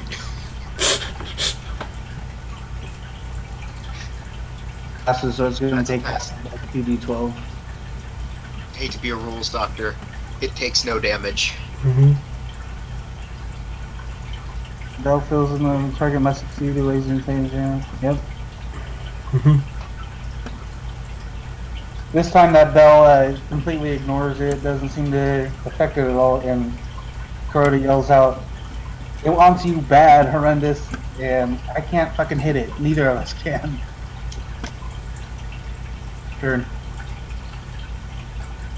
Alright. Gonna cast Booming Blade again and see if my attack hits. This is hurting. This is hurting me more than this is hurting any of us. Yeah. No, this is hurting a lot. This is just a dink fight. A dink dink dink. Try to bite you 3 times. Wait, do you not have your second attack with your? No. No. I'm split 3 levels evenly. Oh, okay. How do you think I've got second level spells? I forget, man. Still, I mean, I'll be doing One of those hits. 1 hits. Take 2 piercing damage. 2. 2. 2, you're right. Yep, I was looking at one. 2 piercing damage, and then 9 poison damage. Okay.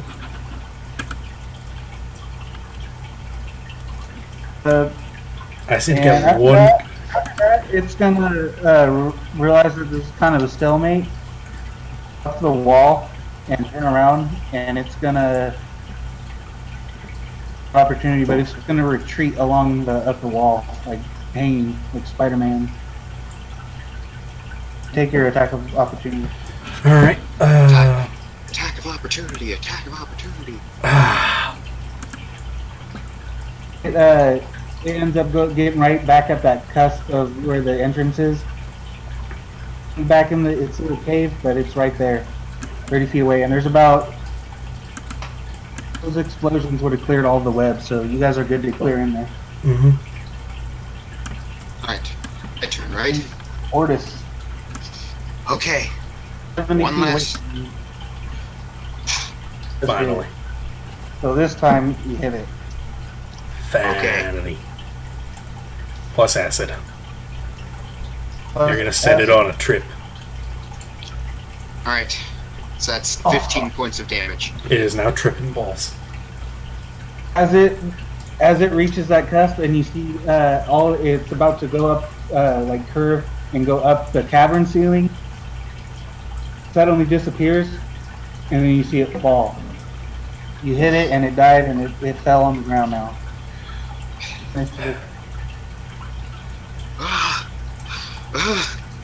Why is that thing's armor so thick? I want to make some screw the frickin' dragon armor. I want some armor out of that thing. Survival check and try to take some of its carapace. After realizing it's a spider, I ain't doing that no more. Move up into the chamber, or what do you guys want to do? Yeah. As we So do. I'm actually going to inspect it first. Yes, you attack that wire kitty. As So we you guys move go- up, I will do this. The chamber is probably about 50 feet high. Spider webs on like the side of the walls and stuff, and you can see that there's a lot of it's been burned away, and you guys have plenty of light in here.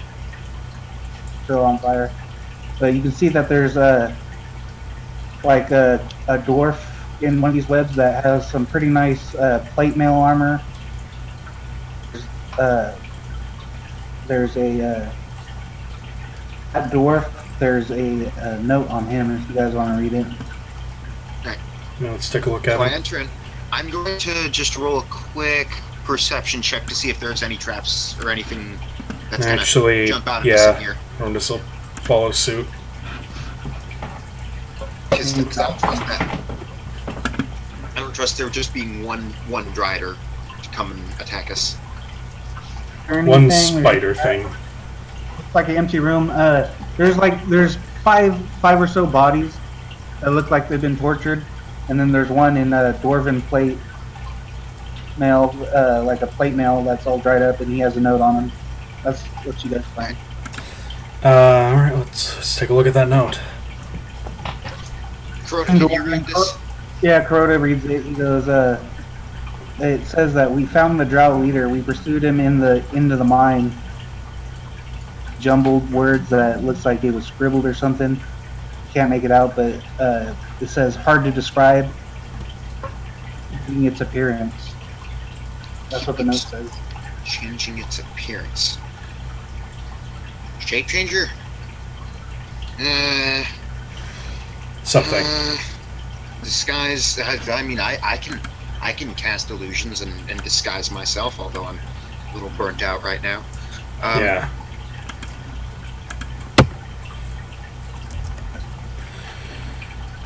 All right. So it's very nice plate mail, right? Yeah. I'm just gonna go ahead and straight up identify it to see if it's magic. Plate. It's not necessarily magic, but it's dwarven plate that's in the D&D. I'll find it. Read the description. Oh yeah. No, dwarven plate magic or dwarven plate is magic. While wearing this armor, you gain a +2 to AC. In addition, if it affects your movement against your will along the ground, you can reduce the distance by 10 feet. I'm taking that off this body.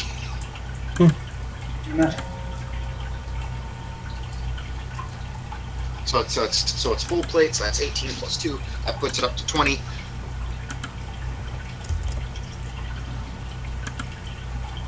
Oh wait, does it require attunement?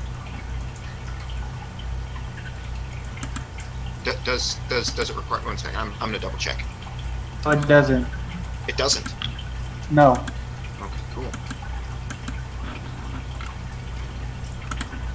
So now I'm wearing this just big, clunky armor that probably doesn't fit too well. It doesn't fit. Like you force it on, and then suddenly it relaxes around you. Ah, yes, the Matt Mercer, all items fit. Cool.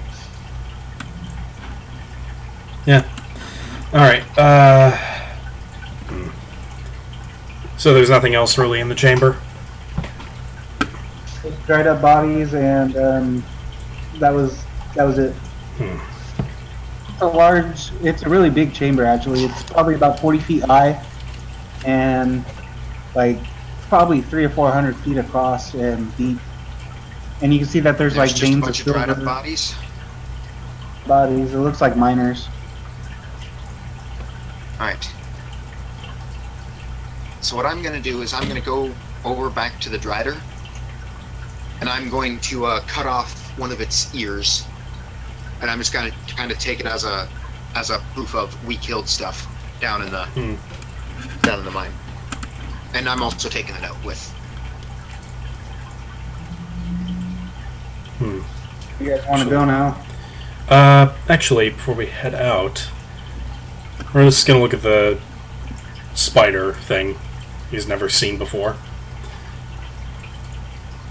I wonder if it has a poison gland. He's gonna look at orders. It's a poison gland. Well, I mean, it's a spider.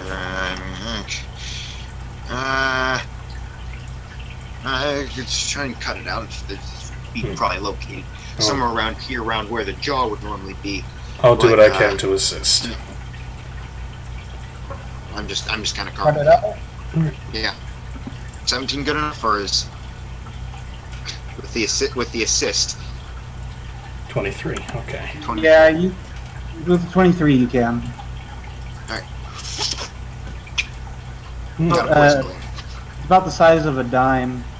No, Not really worth keeping. Something to be not a really little bigger. worth keeping. I mean, there's probably not much in there. Unless it's highly concentrated. No, I'm just, until I'm just gonna put it in the bag of holding and Yeah. say, That's a good idea. may as well keep it just in case. Yeah, Who knows? We can get it checked out once we get done with this mess. Mess is right. Oh, spider people, drow that cast fart stank. It's a mess down here. How do the dwarves live like this? I'm just gonna kind of feel up the armor. Oh yeah, like this.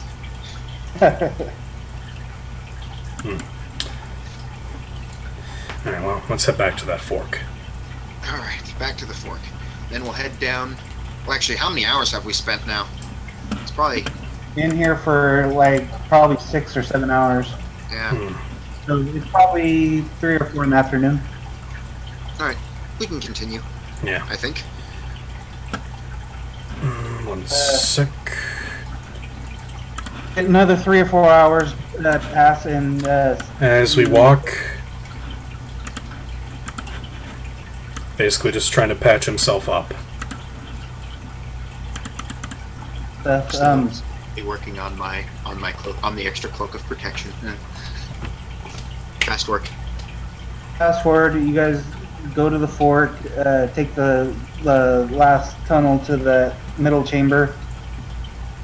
Very familiar, you guys. A lot of chattering and stuff coming from the chamber at the back, and you see a faint. Alright. So I'm gonna go over and whisper to Kuroda.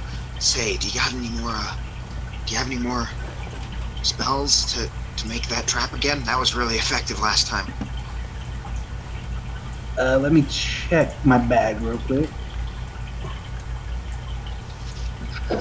He has he has 12 bones. So yeah, I have 6 left.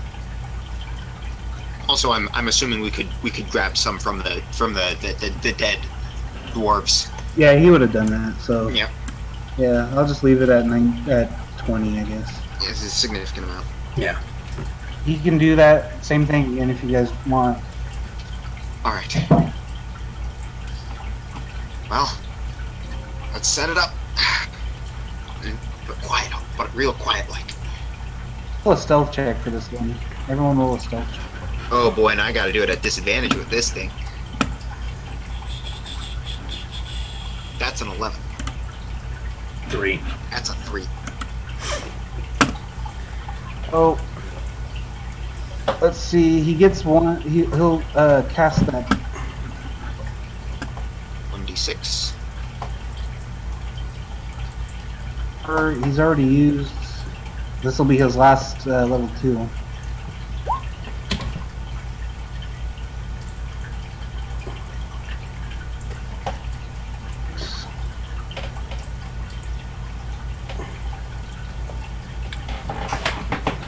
Five. So he makes another 5 of them, and as he does that, he gets it off and sets them up, and he tells you guys. I quickly run back about 30, 40 feet, so at least I can see the spot at which they'll kind of explode. Yeah. You just set guys all set do my- that, and as you do, you guys can see it opens up. It's not this tunnel chamber. It spreads out in a cone shape. So you can see them running towards you guys. You can make out 3 of those silhouettes, all with swords in hand. One funnels in, and there's, we'll say 2 are side by side with one kind of behind. And well, I'll just roll all fucking 5 again. I'll just make 5 constitute. How would I do that? 15? Yeah, I'll roll 15 con saves, I guess. Just doing 3 groups of 5d20 and you should be good.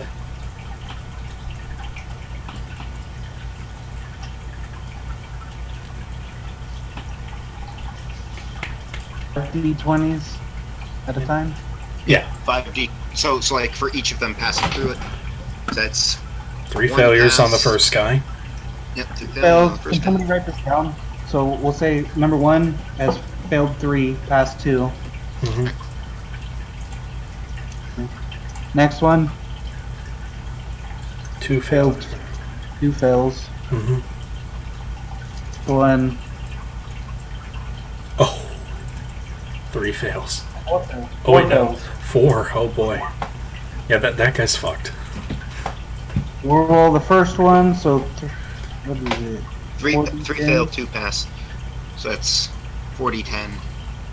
So it would be a total, if they're passing through all of them, With all of them. that'd be 20d10. Oh wait, no, that'd be let's see, 40-10 plus 40-10. 3. Let's see. Let's do that. Let's do the pass. Let's do the fail first, and then the passed. That's for the first guy first. So the first guy failed 3, so I'm gonna roll 12 d10.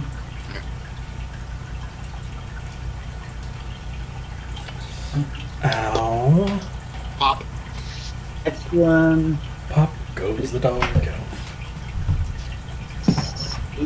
d10. Okay. He's last one's fucked. He failed 4. Yeah. 16 d10s. Really did. So yeah, they all explode. You guys did it. Some magical ingenuity. So yeah, we are no initiative, nothing. Damn, we did. Didn't even have to egg them on. Oh, I'm sorry about that. I know. I'm a bit of a tactician archetype. It's a You guys should be playing this. Ain't mad at you. You guys want to go in the chamber? Yeah. I'm just going to stare in awe. I'm just going to Herodotus stare has in a awe. huge grin on his face right now. He's so satisfied with himself. Well, Go up right behind Crota and shake him on the shoulder and say, "You're amazing! You're amazing! I don't care what those Black Shroud pompous say about you. That right there is amazing." I am pretty great. and while they're doing that, Harundus will approach the chamber and nat 1 a perception check. There is no chamber. There is a wall. You're just you run into a wall. The dark vision failed you. I blinked. Crota walks in. He's gonna look around too. It's not even that my dark vision failed. I just blinked. Roll a d20. Stupid.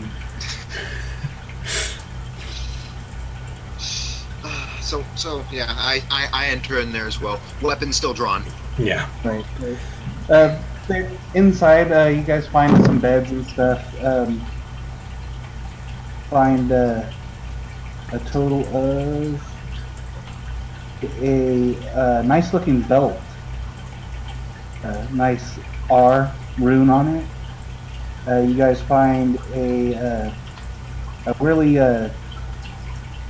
shield, but it's radiating this arcane energy.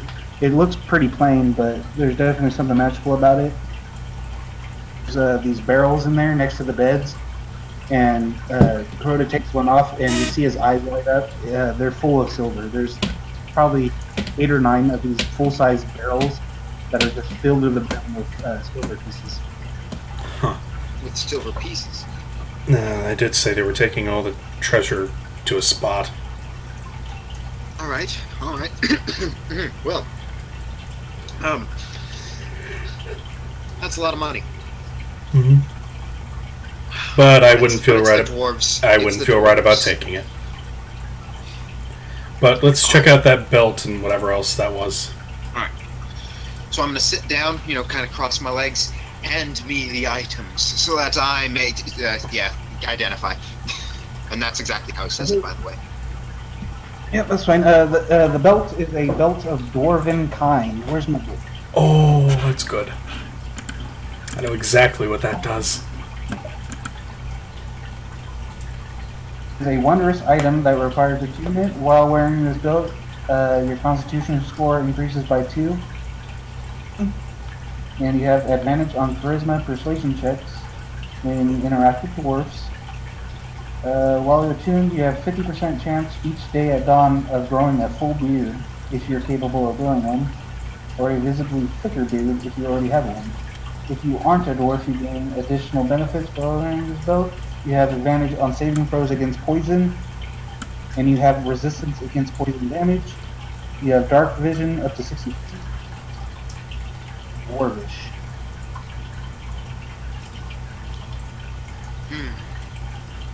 I'm just gonna kind of put that one down and say, all right, I think we know who this belongs to. I'm just gonna kind of look at Kuroda. If you want to take it, it's all yours. Then I'm gonna go to identifying the shield. Is an arrow catching shield. It is a rare shield that requires attunement. You gain a +2 bonus to ranged attacks while you wield this. This is in addition to the shield's normal bonus to AC. An attacker makes a ranged attack against within 5 feet of you, you can use your reaction to become the target of that missile.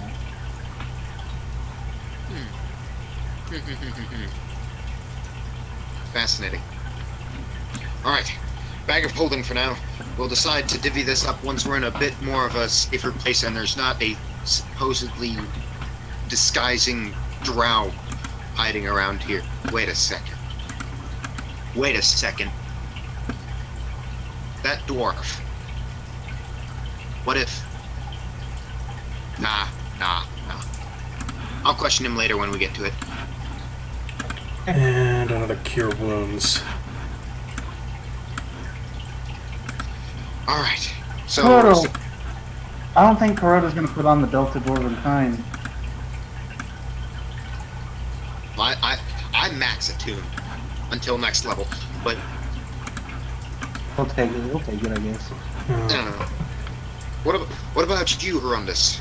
Do you think you could fix any more magical items to your person? I don't think I'm really attuned to anything. Let's double check. The opposite to you. I'll double check for you. 1 second here. So I've got What magic items do you have? I have my Sword of Sharpness. I'm looking it up right now because I'm real quick at that. Yeah, and then I've got my Cloak of Protection. That does require attunement. Okay. But yeah, those are the 2 primary magic items I've really got on me. Alright, so let's see. Let's see here. I know that the adamantine armor does not require attunement. Cloak of Protection. Gotta double check if that does. Because I'm pretty sure it does.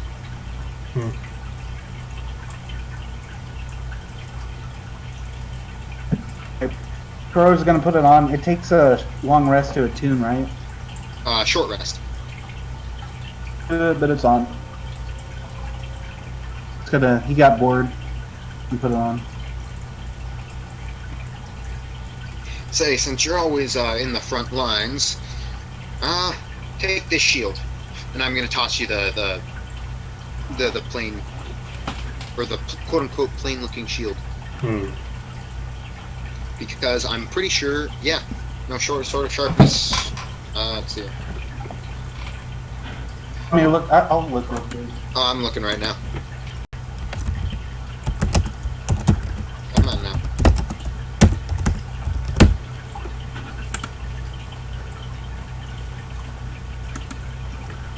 Sword of Sharpness does require attunement. Ah, okay. Yep. I'm pretty only sure. weapons of that caliber. And I'm pretty sure I have. Am I Do you maxed have up? Oh, am I maxed No, up? Okay. See, because your armor doesn't, your Yeah. cloak does, and your sword does, so you can have 3.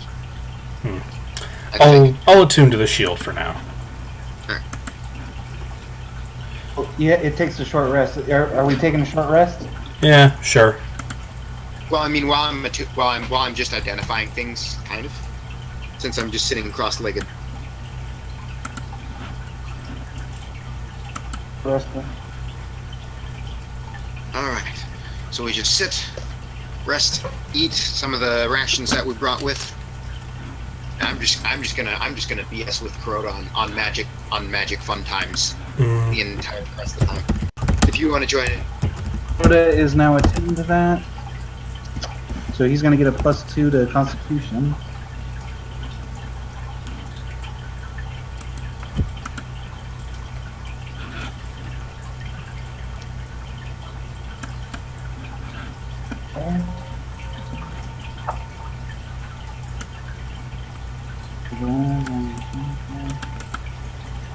Okay. There we go. Just add that. So what do you guys want to do now? Now that we're finished with our short rest, I'm a little curious as to who the leader was. I mean, I thought it might be the Drider, but the idea of it keeps changing shape. Yeah, I'm just gonna use my last 2 hit dice during that rest, so keep going. Huh. Keeps changing shape. That's gonna befuddle me for a while. Now, that dwarf said that they had infiltrated the mines and were just spread throughout the city. What if there's another mine that we're missing, or some other path? It could be, he just said that this is where the attack started from. Said this might be a good place. We already have some good,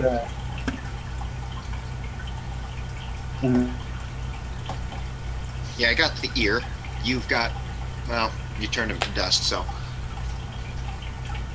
knows that mage could have been the, That mage could have been. It's pretty powerful. Did kind of kick our ass.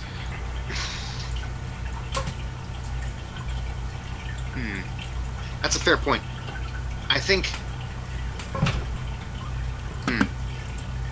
we might have to head back and read whatever we did miss something that there was a note on, right? No, we didn't, because we already saw it when I slapped the Helm of Comprehending Languages on. Is there a tunnel going further in? it's just an empty chamber. And you guys, from what he told you, and from what you guys saw, you guys have explored everything in that lane. It is odd. Perhaps we did fight the leader. But if there were only, what, six drow and one spider asshole? Doesn't make much sense. 7. Is overwhelming a city? I bet you there's more. There's got to be more somewhere in the other parts of the city. I doubt that this is the only incursion that they're having. But let's go back and get our reward. Maybe they'll point us into a right direction if it sprouts up again. Yeah. All right. And we're gonna spend like the rest of the day getting back. I'm gonna once we get out. Yeah. Okay, so you guys take another probably 4 hours to get back, and right up at the entrance is old boy. Shit, I forgot what I named him. But the dwarf Stonetail, captain. I think it was. Yeah, Balder, yeah, that's his name, Balder.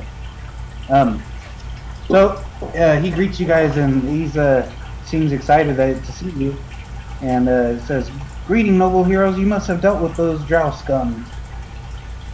Yeah, supposedly there was a leader, and I'm gonna take out the ear that I cut off.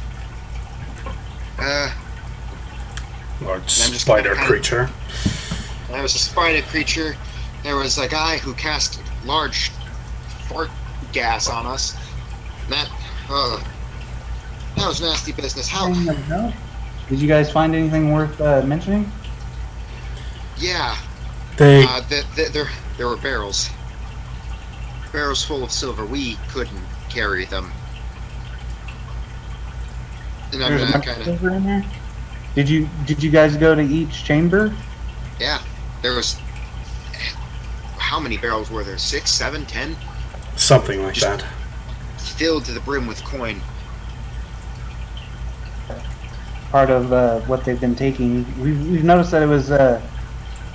It's not like we're fighting armies here. They seem to be in little groups. Hmm. If there's that many and that much silver, they must be taking it all there.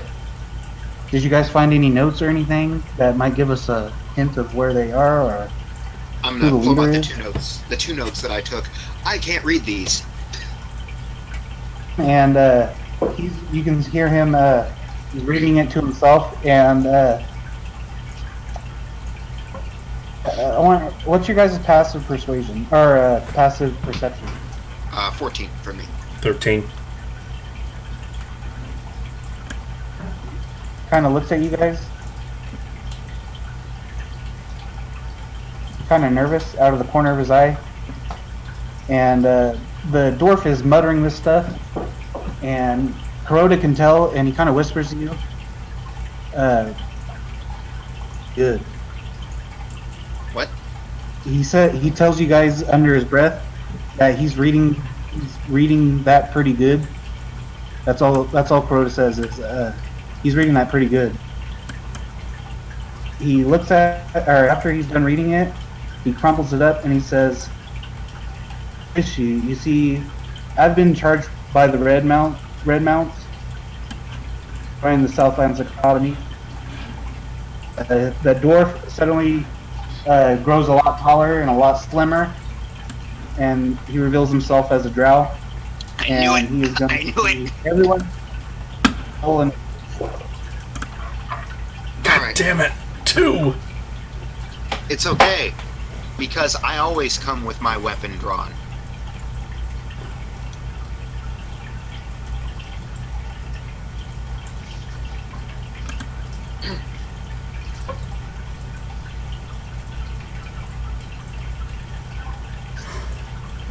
Alright. So first thing this guy does, as soon as he crumbles up the page and changes into his true form, he sprinkles this dust on himself. He vanishes. Vanishes. Dang it. You guys can see him.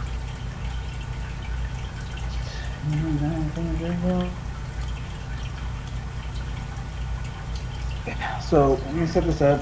You guys were kind of all talking to him. Yep. Right here, pretty close to you guys, but he vanishes.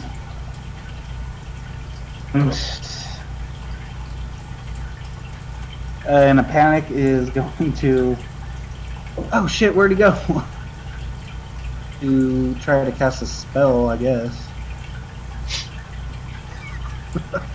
He's gonna go ahead and cast Fiery Shield on himself. Kind of backs up against the wall. He backs up towards the wall. So you're up. I'm up. Alright. I'm gonna back up towards that wall again. And then I'm just going to ready the my dancing sword. And I'm just gonna kinda have the gun pointed outwards, just kind of waiting for him to make a move. By the way, how far away are we from town? Oh, some stuff along this. You guys are on like this huge bridge, like I said, and this one, there was like some shops and stuff, but it's been kind of evacuated because obviously there's Drow in those mines. You're on a pretty large bridge, but it's probably 100 feet off the ground. Okay. I mean, it's like a it's stone large bridge, though, right? Yeah, you guys are good. It's a huge walkway. Okay. I when you said bridge, I was thinking like ropes and boards, and I was like, It's totally stone. This hard. It's mason really nice and has statues on it, all kinds of stuff. It's really nice. Okay.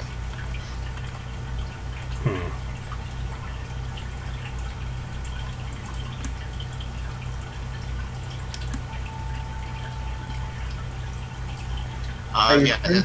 Yeah, it's my turn. I just backed up and I'm waiting for him to make a move. I have a bonus action dancing sword ready to be released and attack as soon as I see him. He's invisible. That's going to be held action. Yep. Where is it? Would you say? My dancing sword. It's in my left hand. It's in your hand. All right. Yeah, and I'm ready. I'm ready to loose it. You have to use a bonus action to move it, right? Yeah, it's a bonus action to loose it and to have it attack.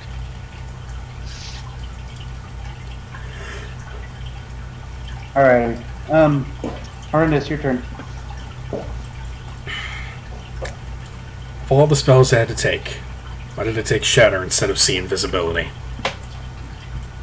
Shadow's really good when dealing with non-magical items. Let's see. You know what? Let me see here. Doesn't say I have to see the creature for this spell.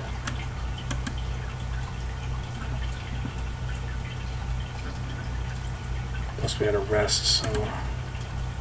Alright. I'm gonna try and figure out if this... I'm gonna move... You guys can make attacks. It's just at disadvantage. Oh no, I'm gonna move 15 feet. We know where he's at. I mean, you don't know where he's at, but you can still try to make a... When someone's invisible, all your attacks... I'm going to move 15 feet, and as my bonus action, I'm going to cast Compelled Duel on him. Do you want to back up see within range? Wait.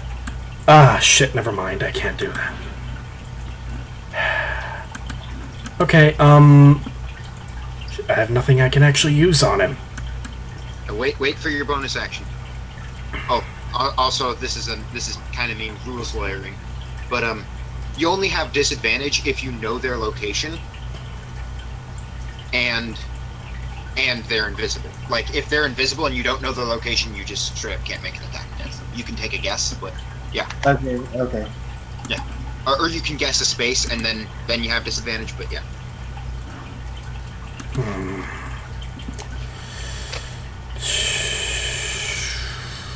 Okay.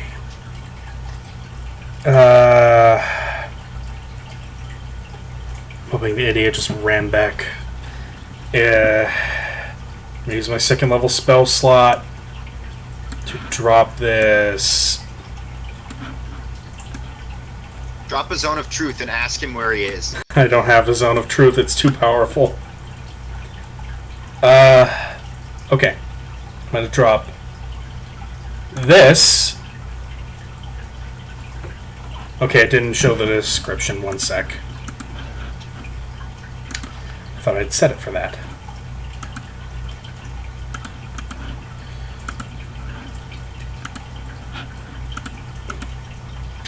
I'm gonna drop it out.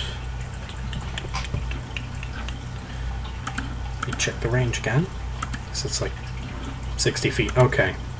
So if I'm lucky, he only moved back like 30 feet, and he hopefully tried to run across the bridge. So I'm gonna toss this out about 25 feet away from me, straight out in the direction I think he went. So basically, just straight out in front, creating a. He's gonna have to make a con save, so. Mm-hmm. And I'll very likely hear him. Yeah. You don't know yeah. this, you did hit him. Oh. Hey, what? Then Don't can know I make that, a though. perception to see where he is? No. On your turn you can, but not this time. Okay, I'll just... Yeah, once... I don't know, held action. I don't know. But Not yeah. visible. Yeah, it's true. Mm-hmm. Wait, did I hit? He's, Or half as much on a successful. I mean, the main thing is I'm just trying to see if I actually hit the guy.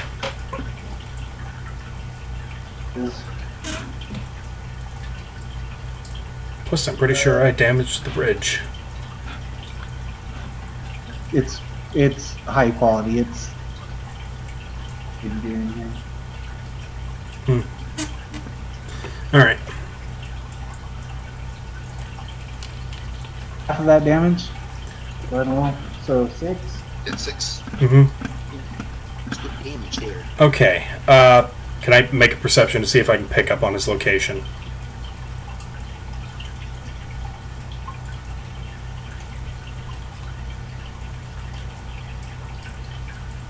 Or is I have that... disadvantage because Oh, okay. I figured I would have heard him when I hit him. kill or anything. Nope, I'm not getting anything. And unfortunately, that's my only AoE spell. Oh, with that, you guys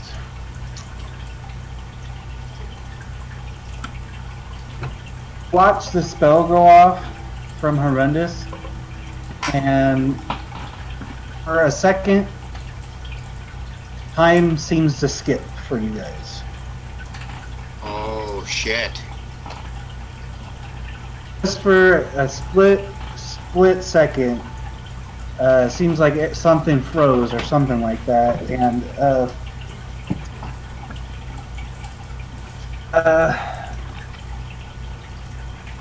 it's gonna go back up to Kuroda. Kuroda's gonna do this, see what you did, Horrendous, and take a second and be like, "What the heck was that?" And then he's gonna do an AOE spell in the same direction that you just. He's gonna cast a. We'll do. Whenever you take a short rest, do you get to pick which spell slot you regain, or? Oh. I think. I forget. I think you get like one back of each slot. I want to say, but I don't know. Don't quote me on that. I haven't played 5th edition casters enough. Ew.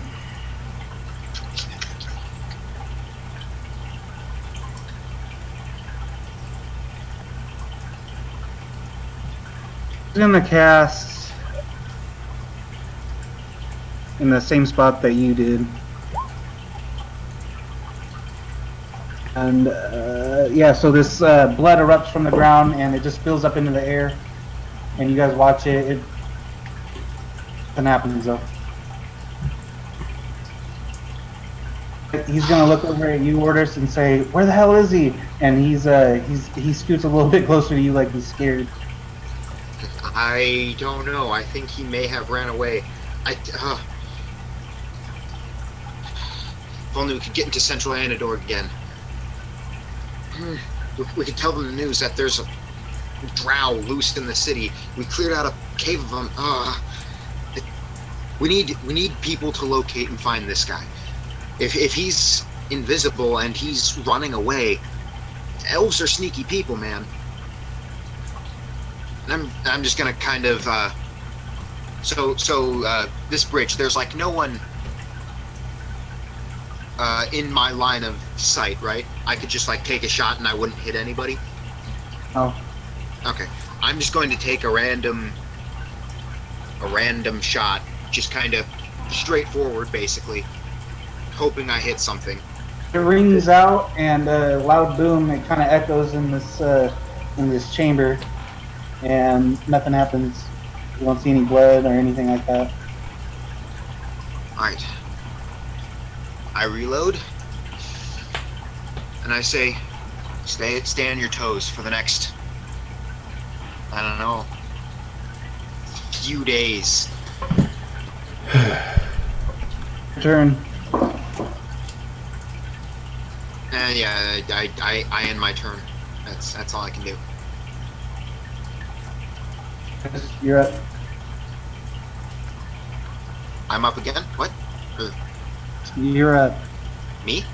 Or Horrendous? Sorry, you're cutting out a little bit. Yep. Okay.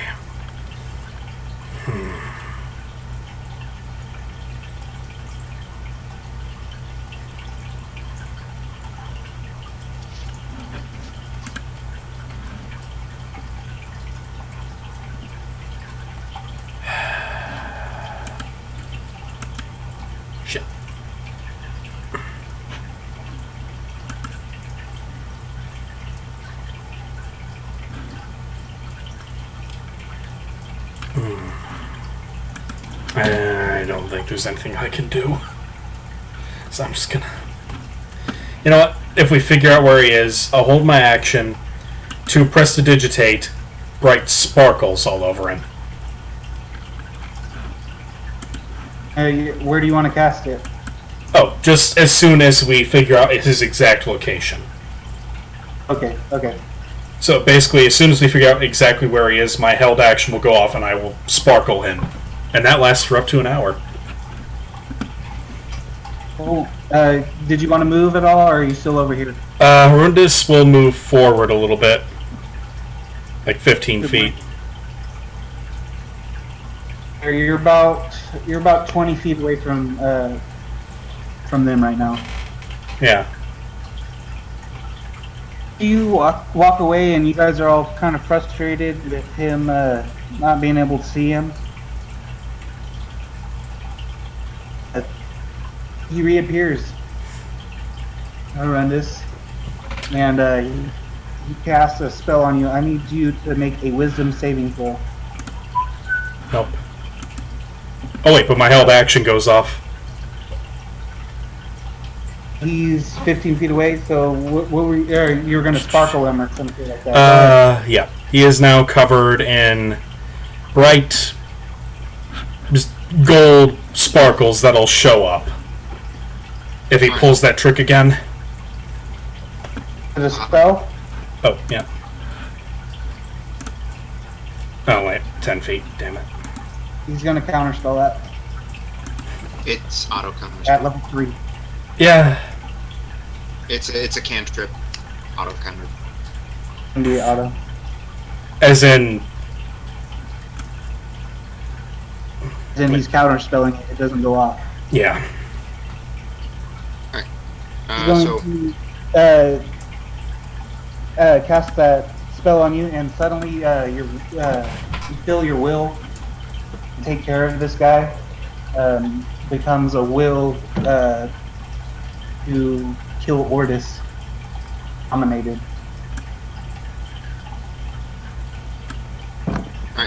my held action goes off. And now I say Venente, or I forget what it was.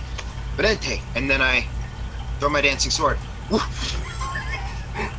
Yes. Yes. It's okay. It's a dancing sword. It does fuck all. That still hurts. It still hurts a lot. Yeah. So Alright, so that's 11 damage. She's got to make a con save if it's a concentration spell.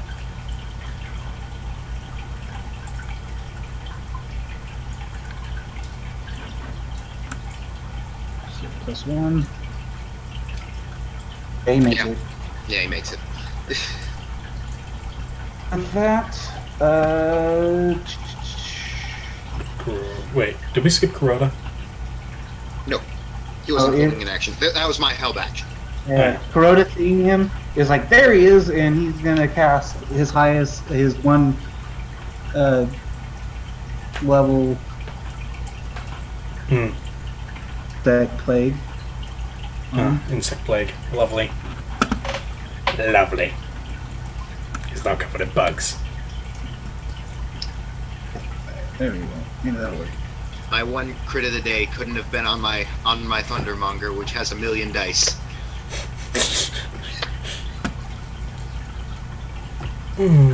This guy's suck. He's got to make a Constitution saving throw.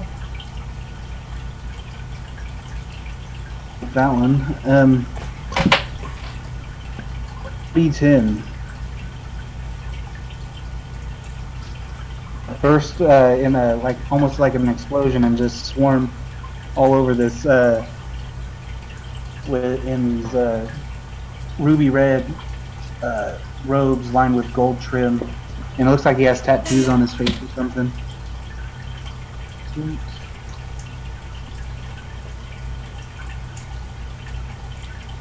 Plus he needs to make a con save for concentration.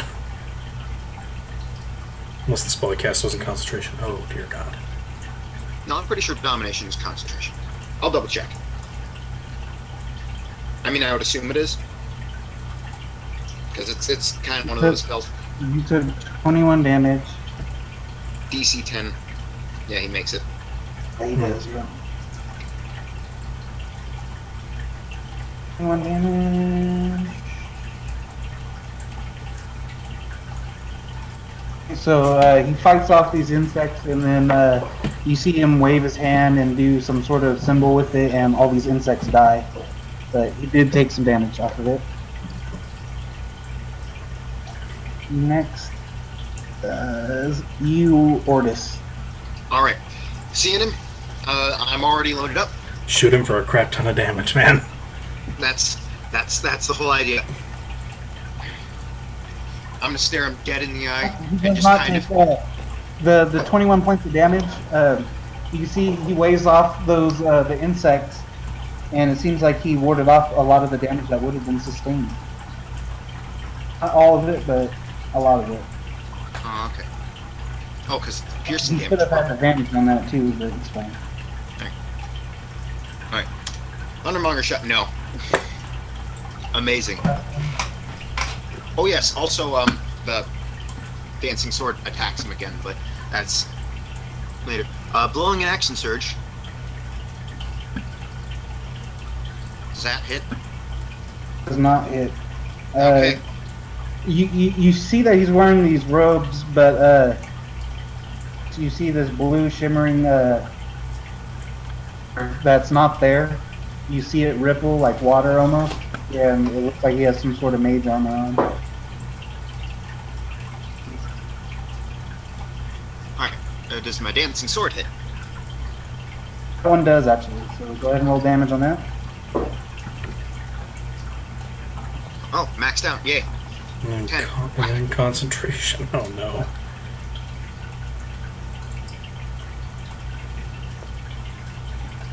I mean, it's going to be hard for him to fail it. Yeah. No. +1, so 9. Good. Yes, kid. Okay, go away. Alright, well, that's basically all I can do, since I don't understand that my friend is currently dominated. And it's gonna yeah, go, That's my turn. Yeah. Horrendous is just gonna. Horrendous is gonna head towards Ortis. Midas Blade goes off, and he'll cast Booming Blade if this attack hits. I believe a 21 hits Ortis. No! Wait, you have full plate. The But he dwarven has the armor, dwarven man! plate now. Yeah, he has the dwarven plate now. Yep. Yeah, plus my cloak of protection. Whack! okay, Miss. good, good. The sharpness ends up bouncing off of it. Wait, doesn't it pass if it meets? Wait, does it? I'm sorry, what is my Yeah, armor? I know it's. Oh yes, it does, just barely. Fuck. All right. Okay, So sword of sharpness. Take 8. You take 8 plus Midas Blade plus Booming Blade plus, unfortunately, Divine Smite. How much damage is this total? Let's see here. 8, 9. So that's 5.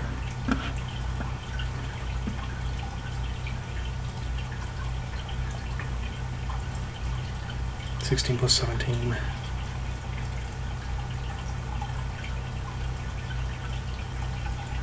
$33. Oh boy. This is India and does quite a bit of damage, and you realize that something's wrong with him. Oh, I did not do this. Also 10 Thank you. cold. Thank you so much.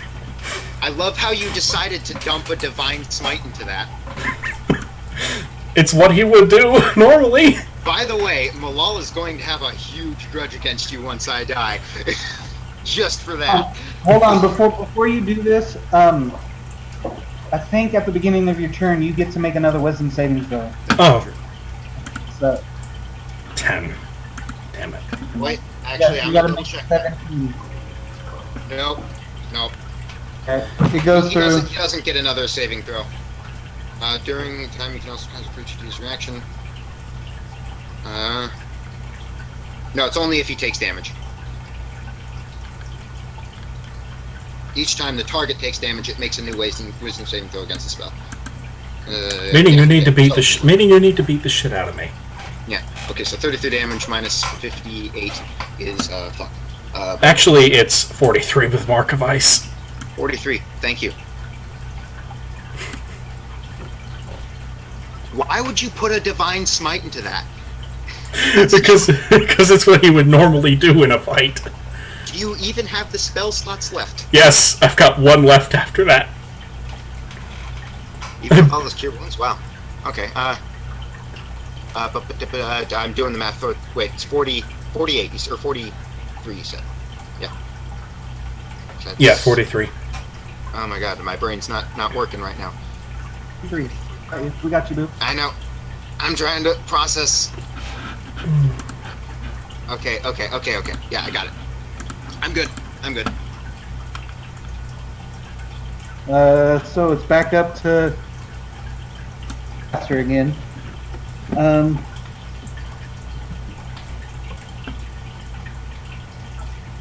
Suddenly disappear again.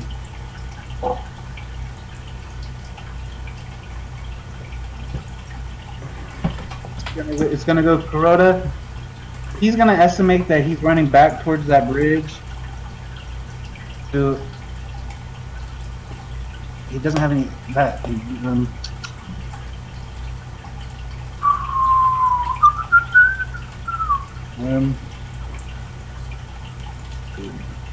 What does that do? For hit points, mine. Yeah.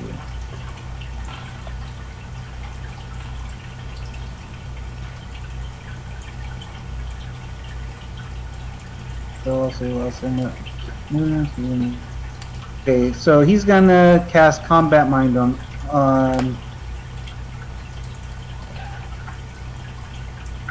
I don't want to give it to Horrendous right now because it'll boost his armor class and give him +3 to hit. Mm-hmm. On Hortus or on what? Who? I don't want to cast on him right now.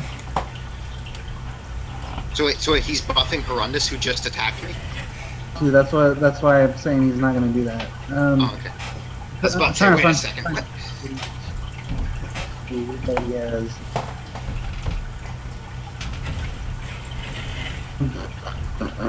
You have to see that.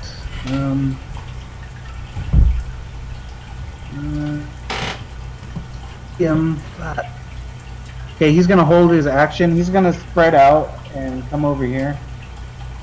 Action for Solar Spear. As soon as he knows where he's at, he's gonna cast Solar Spear on him. Ortis, you're backed up. Horrendous is right up in your face now. Alright. Okay, kitty. You know what I'm gonna do, cat? I'm going to endure it, hoping that you don't dump another divine smite upon me. I'm gonna blow my second wind because you get that back at a short rest, and I'm gonna drink a healing elixir. So that is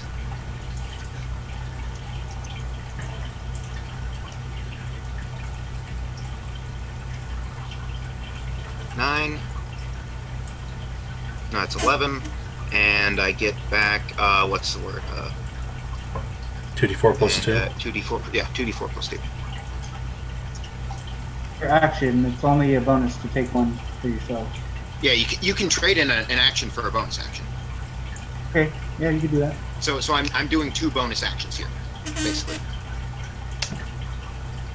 And that's an additional 6, so that's 17.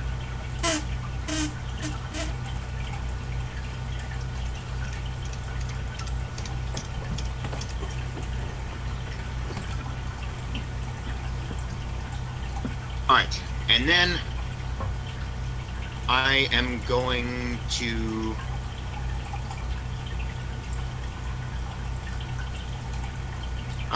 circle kind of around so that so I'm not provoking an attack of opportunity, but I'm circling so that I'm in Horrendous is now in between me and Ortis. Yeah. Or yeah, you know what I mean. Yep, there you go. That's what I'm doing. And that's my action. Oh, you're not going to hit me with the dancing sword? No, it's because it's currently targeted on him. Yeah, good point. It only targets one thing, doesn't it? Well, I mean, do you want me to hit you with the dancing sword? I mean, if it can snap me out of this. Well, no, it's a bonus action to command it, so I can't. No. Never mind. Okay. Speaking of which, it would be following him. Oh yeah. Wait, no, it doesn't get an attack opportunity. Never mind. Yeah, that's my turn. That's all my turn. Horrendous, you're up. Apparently you don't get to make a wisdom save, so... Compelled and missed. I just threw my sword of sharpness across the room. I now no longer have a sword on hand. On your hand. What was that? You still have your sword in your hand. A critical fail. I haven't been making you guys lose your weapon. Alright. Either way, that's all he's gonna do.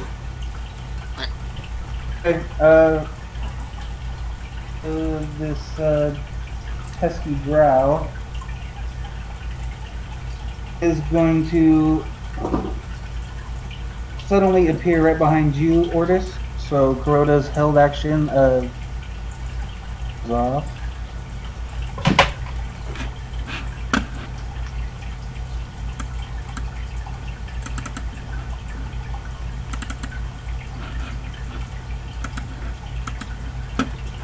Cast that. Cure goes off, and this is a level 3 spell. And makes the ranged spell attack. First,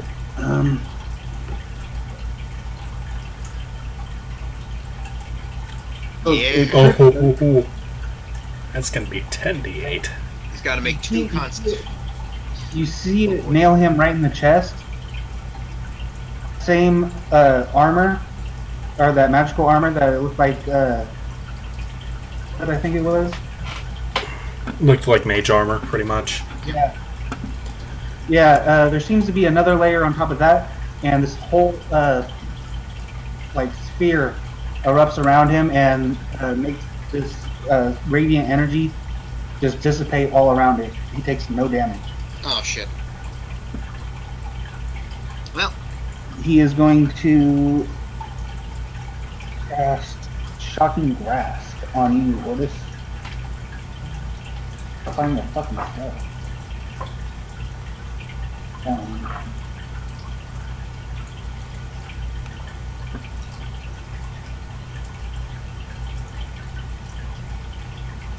Springs from this thing's hand, and he reaches out to touch you. He's going to make a melee spell attack.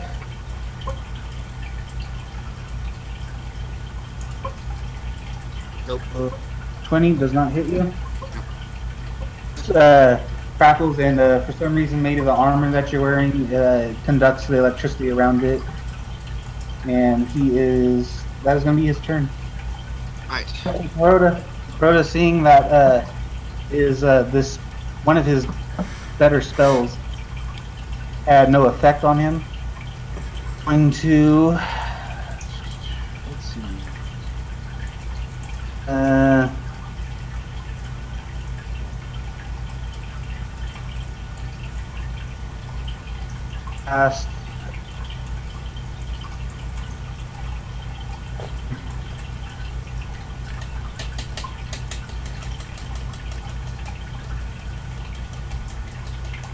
Cast this again, and as soon as this sort of here above his shoulder, that same globe blocks whatever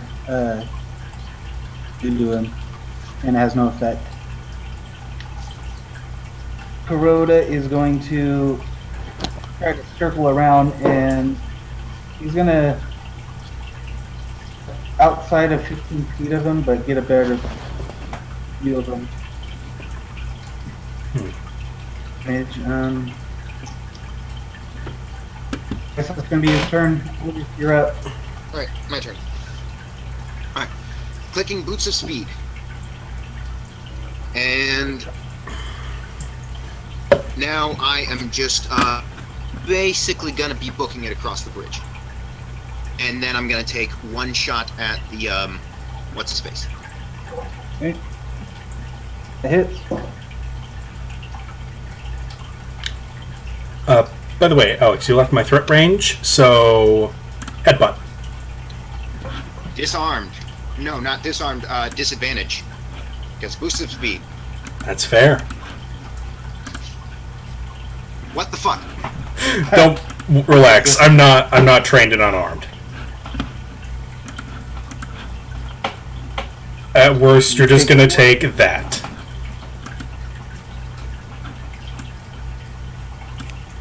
Basically, you just got a cold headbutt. Wait, if you made an unarmed attack, you don't add your proficiency bonus. Wait. If you're not proficient with unarmed, Oh, you don't add your- oops. Okay. So either way, still double 21. Now that I fixed that. No, not Oh, 21. wait. Oh god, 20. So that doesn't even hit. You're fine. Good. Just good. Okay. You Okay. know with this with your thundermonger. I nailed him with that. So that's 9 plus or that's 10 plus 2d6. Oh, whoops.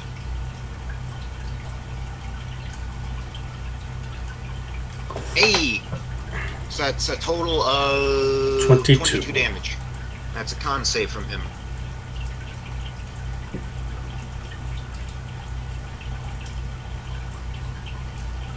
And now I'm a good, like, 60 feet away. Or good distance. You're barely even on my table right now. He passes. Every time. So back up to you, Horrendous. You still have this overwhelming urge to do damage to. Horrendous is just gonna follow. Horrendous is just gonna follow Ortis. By taking a dash action, you can just barely get to me. He's not gonna dash. He's just gonna be like, I'm gonna kill ya. Wait. Under dominate person, you would. Yeah, no, that's fair. I would dash. Yeah. You're right back on. You could outrun him, or you said 60 feet already, so fuck it. Yes. Yeah. It doubles my movement speed. It's 60 feet. Alright, Wizard. He is going to.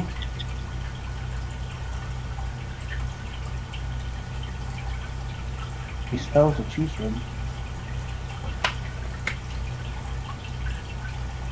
Orders and see that you just nailed him, and he's gonna cast that stinking cloud on you guys. fucking damn it. So that's spell again, Jesus. 5d8. You guys want to take it right away. Oh, that's a concentration spell.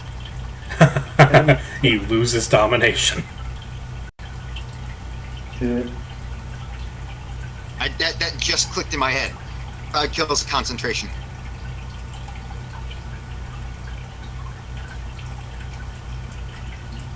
Yep. So 20-foot radius, so you guys will both get hit. You guys' turn. You guys are gonna make a Constitution saving throw or take the 5d8 and half as much if you succeed. But it's poisoned. Oh wait, no, never mind. He's got the. Never mind. Run or the Crota's got the poison resist now with the Dwarven belt. Mm-hmm. It's acid. Yeah, no, it's poison damage. Okay. Seeing that he's still there and his attention's not really focused on him, he's gonna give up trying to cast spells on this thing. And I don't even know what weapon Crota has. A dagger. He's McStabby Stab after all.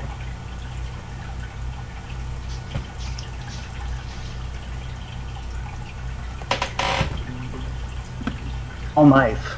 Dagger. Try to stab him with his dagger. 8. Eat. Amazing. Amazing. Like on Futurama and try to stab him. Ordis, your Constitution saving throw. Yeah, okay. I'm gonna fall down. Oh wait, no, my Constitution saving throw is really good. Yeah, okay. Take half of this roll. 700. Let's see what it is. 26. Okay, so that's 13.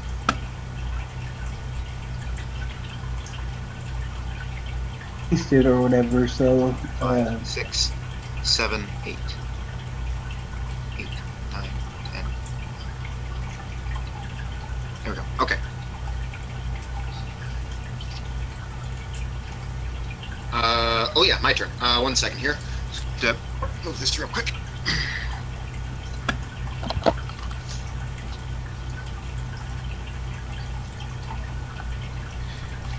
I'm gonna take a couple Thundermon, or gonna take one Thundermon shot at him. Let's get the bullet here. Alright, let's see. Alright. So, thinking that What's-His-Face is still dominated, I'm going to take my 60 feet of movement and kind of circle, I guess it would be west. Yep. And I'm going to take a Thundermon shot. 8. you definitely hit him again.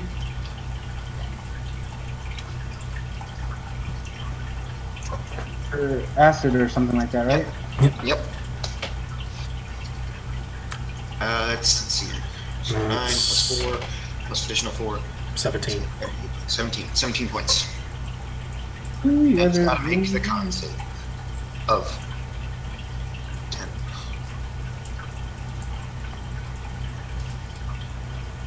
Four again? I forgot. What? 4 again? I forgot. 4. What do you mean 4? What? His cloud kill. Yeah, it's 5d8 and it's concentration. It's 20 foot. Let's see, it's a 20 foot thing. Okay. He's good. Alright. Damage was 17. Half of that.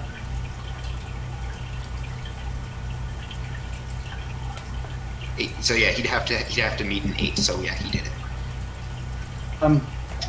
So after Ordis, it is horrendous. You snap out of it, and you take a big old whiff of freedom, and you are hit And with poison. this cloud. You feel this poison and take you again. Hey, I'll be back. Mm-hmm.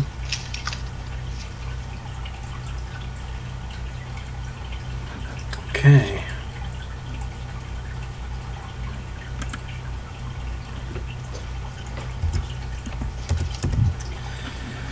Whew. Okay.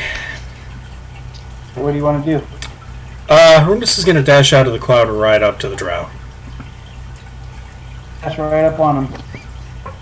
Right in his face. This guy may be tall, but Horundus is definitely taller, so he's going to loom over him. Hey, I'm back. And that's his move. Oh dang it! I forgot that my dancing sword would like go to attack him. Whatever. Next turn.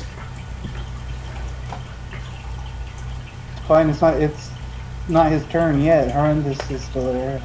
I'll let you do it. Alright, the dancing sword finds him, follows him, makes an attack, probably misses. This one clashes off of that mage armor. Alright. Oh, back up to his turn. He is going to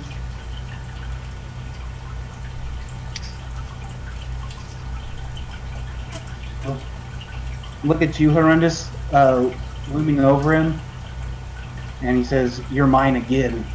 And he's going to try to dominate you again. Make a wisdom save. That cloud over in the corner dissipates, and he's going to try to dominate you again. Damn it! Damn it. you will take over, and instead of wanting to hurt him, you want to now hurt Kuroda. Lovely. That's all you can do. He'll just stay there. Alright, who's Carl's turn? Yeah, Kuroda. He knows that his spells aren't doing shit against this guy, so he's gonna. Doesn't know that you're dominated again. Reminds me. Nope. Midas Blade is gone. He's going to cast. What is it? Combat Mind? On you two.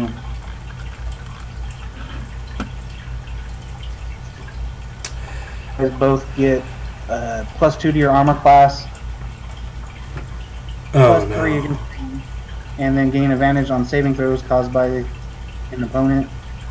The spell also allows you to predict a moment, giving you a +3 melee attack and +2 to range. Okay. Upped a little bit, and so he's gonna try to stab at this guy. You guys can tell that you guys have been doing quite a bit of damage to him, and he's looking a little rough.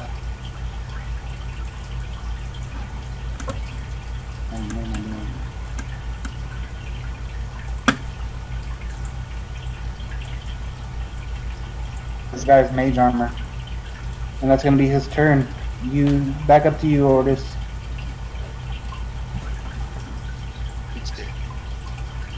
So 15 misses, right? Okay. Yep. Okay. Still, I have a +2. Dancing sword attacks. Hit Get him, sword. for damage. No point ruling the con save. He will auto make that. Oof. Completely misses. And I'm gonna kind of what? Yeah. And then I'm gonna kind of move down back towards the wall where he is. Like, no, not over there. Like just moving south, straight south. Yeah, like right there. And that'll be my turn. Horrendous, you are overwhelmed with the to attack Kuroda. Midas Blade goes off as a bonus action. It is now active again.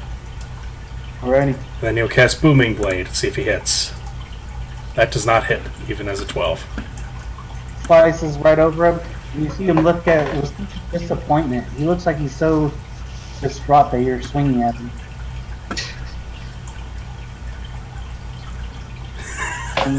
That's his turn. He can't do anything else. So back up to that, the maid will cast invisibility on himself, How many spell slots does this guy got? and then Kuroda's gonna try to get an attack of opportunity on him. Come on, Corona. Doesn't know where he is. Disadvantage. 14. Completely misses. This guy's gone again, it seems like. Kuroda, he's looking at you now, and it's like, what the heck?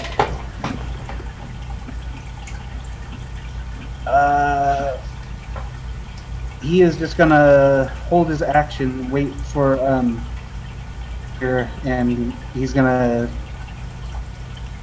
dash towards him, I guess.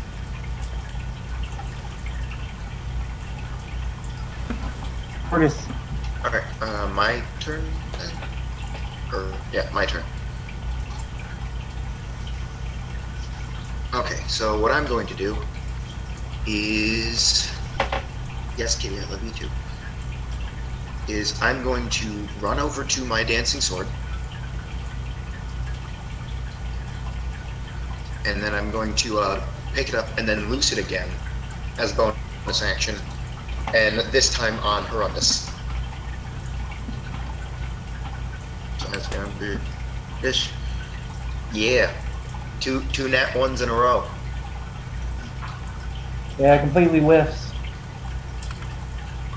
All right, and then I'm going to use what remainder of my movement that I have to get out of Horrendus's range because I don't want to deal with that anymore. Opportunity. Hmm? I get an attack of opportunity.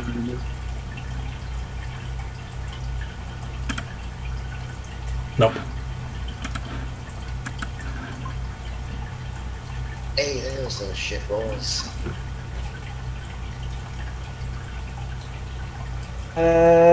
So back up to you, Rundus. You still want to kill And swing. That's a 15. I don't think that even hits. I don't think. Let me double check. Well, he's got the combat mind, so he has an additional +2 to That his does AC hit. as well. No, he's got the fire shield and the combat mind, so he's got a +2 to his AC also. Okay, you're good. Yeah. Yep.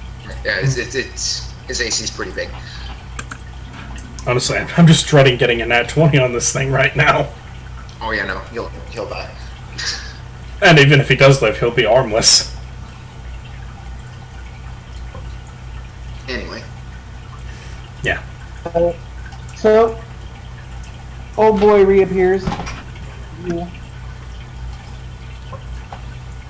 is going to do some sort of hand motion, and you see this white frost begin to form, and he unleashes this fury of looks like snow into this big cone. So I need everyone to make a Constitution saving throw. hey, there's my bad roll. There's the damage. I am now going to be unconscious. Even with my ice resistance.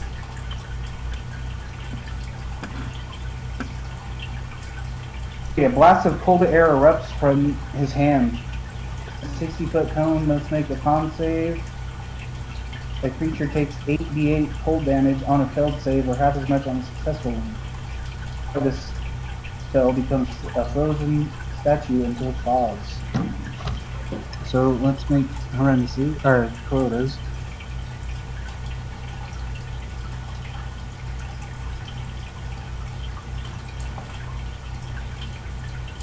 All three of you are going to take 8d8 cold damage. I think we're all statues now. I take half of that actually due to my mark. You're right. Yeah. Plus, as long as it doesn't instantly kill us, we're fine. We're just unconscious. Everyone who failed is taking 32 damage. I take 16. I am now at -8.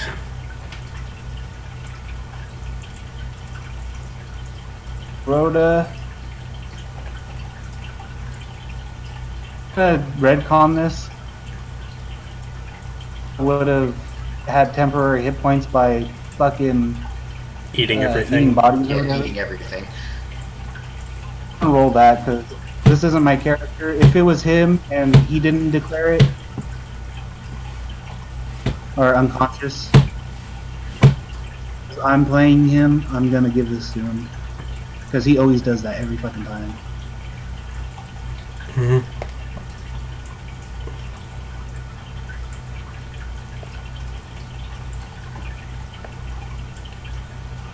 One, is this the right one? Yep. Yeah. Mm-hmm. 5d4 temporary hit points.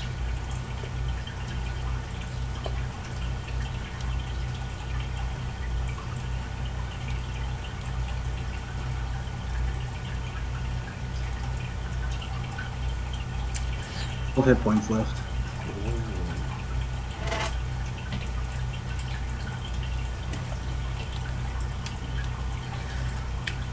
Wow.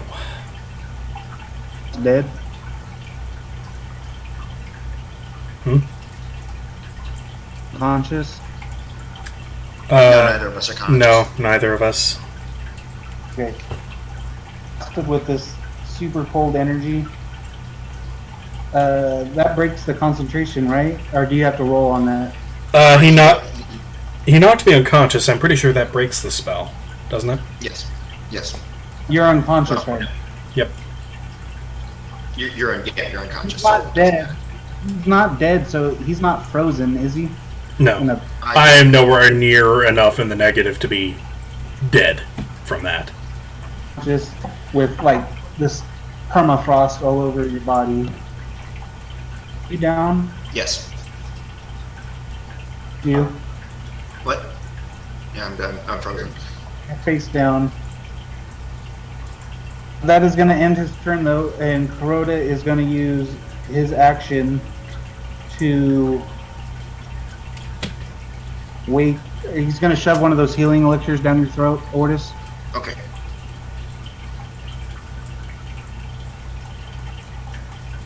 He gave 2 to you, Ortis, and 2 to you. He's just going to find it on your body, use his Yeah. whole turn finding Yeah. it and forcing it down your throat. Okay. You want me to roll that? it? No, I'll roll it. Yeah, let's see. My rolls haven't been great so far, right?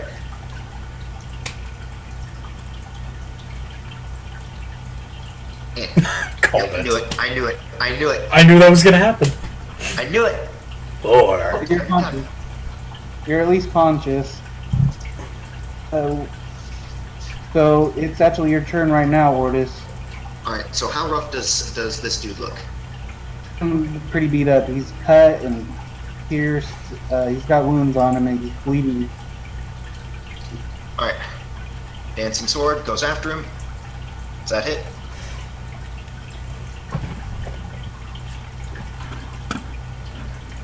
Does that hit, or is it? Yes, it hits. Okay, sweet. 5 damage. And then last Thundermonger shot. Third. Nope. 2. What? I'm still. Oh yes, +2. So that's +2.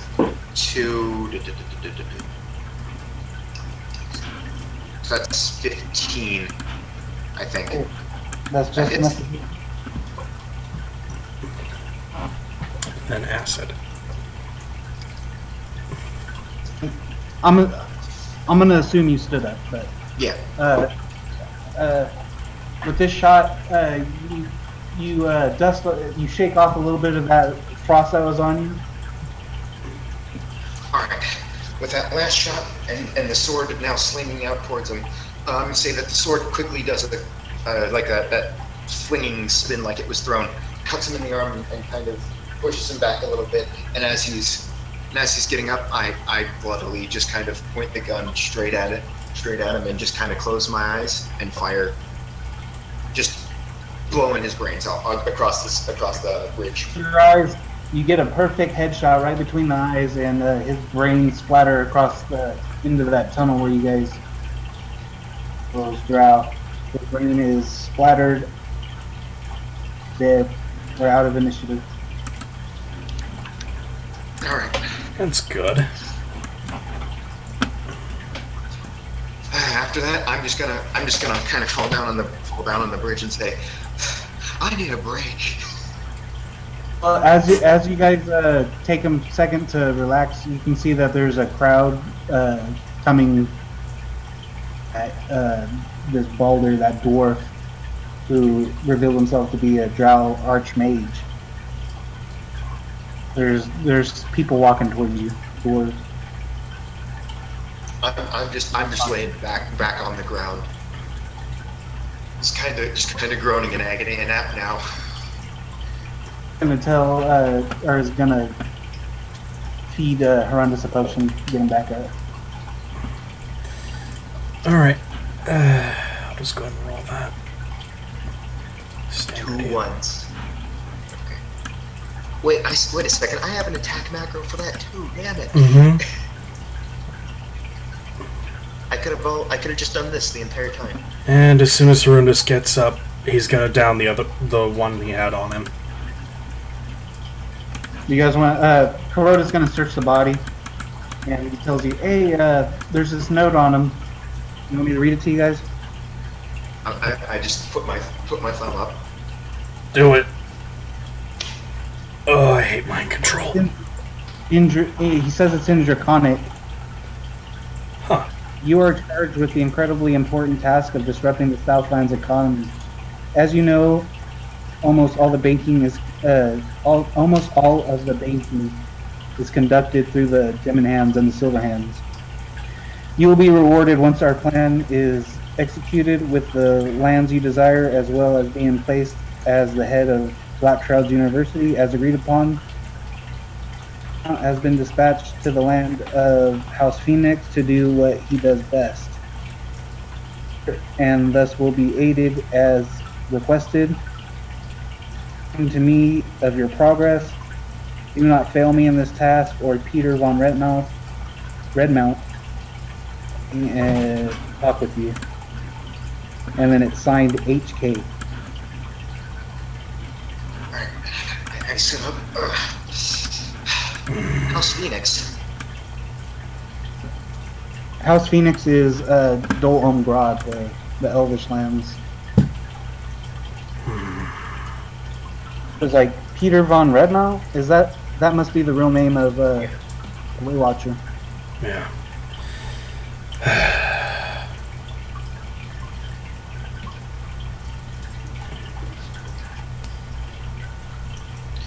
Okay, I think I'm gonna hail over the Dwarven people that are now watching. Rundus is gonna. Are those? You know what?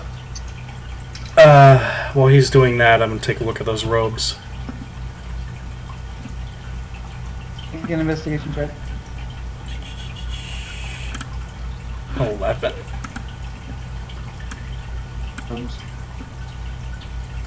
Hmm? Just played red robes.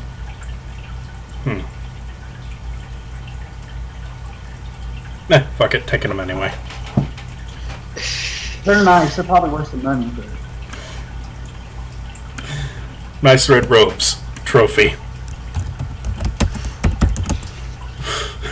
once together, you hear them like, "Oh my gosh, that's a Drow." They hit it, and the guard, member of the town guard or whatever, starts inquiring like, "What happened? And did you guys do this?" I'm just laying down on the ground. I'm still laying down on the ground.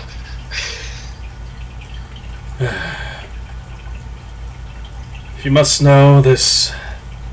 Did we took care of your guys' Drow problem apparently.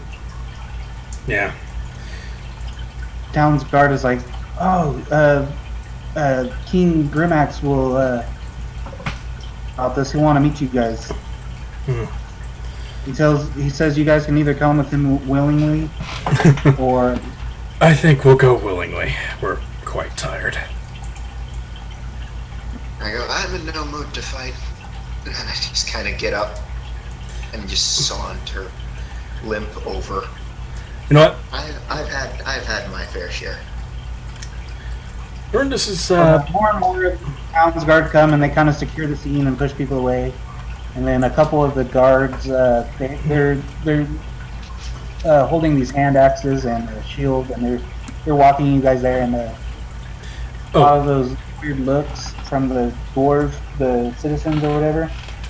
Did he still have the other notes on him that he crumpled?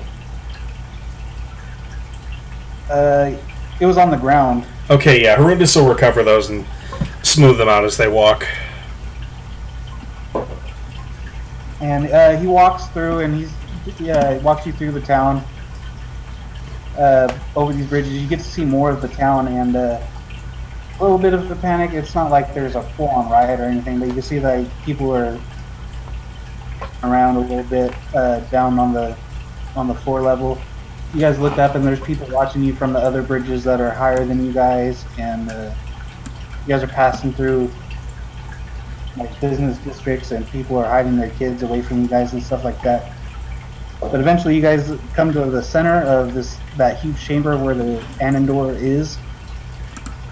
Basically the throne room. And there's beautiful silver, huge gems, and all kinds of opulent stuff. And in the middle, there's the with this huge gem over it. It's green, so you're assuming it's an emerald, but it's a huge. It's probably. This is a huge gem. It's above the throne, and there's a old. He has some gray in it, but it's mostly red still. And it has a bunch of gold in it, silver, and he sits on the throne. Some of his guard that are clearly more better armored, more innate. To his right, you can see that there's he's a lot more dingier. He has he's wearing these gloves that are glowing on the knuckles, like it has gems on each knuckle that are glowing. To his left is somebody. He's got these goggles on his head, and he's covered in soot, and it looks like he's got a apron on. Well, that must be super inventive guy. The guy who I intend to beat one day. He introduces you guys to King Grimax, and thank you for killing the. I heard you guys menace for me. To return the favor. Supposedly, well, I guess I can't really say anything about what the Drow said. So, the Drow that was masquerading as a dwarven captain said there would be a large monetary reward. Honestly, right now, I just need a warm bed. if That's you definitely two, Agreed. That's definitely doable. if, You're in the halls of the Gemini. You can always find a warm bed, ale, and salted pork. oh, also, before I faint again, there were barrels full of silver down in those mines. You should probably send someone to recover those. It seems like a lot of money to go to waste. Kind of butts in. He's like, "Excuse me, sir. Would you mind answering some questions for me?" Crota. Oh no. And the High King, of course, this is weird look on his face, but he asks, "Why do kites fly?" The dude with the gems on his knuckles that are glowing, he butts in and says, "Merely fly merely because the world wills it to be so." And Kuroda is super. I wish he was here because this is a big deal for him. Here that he wanted, and he gives him a green feather. Asks, "What was the first question?"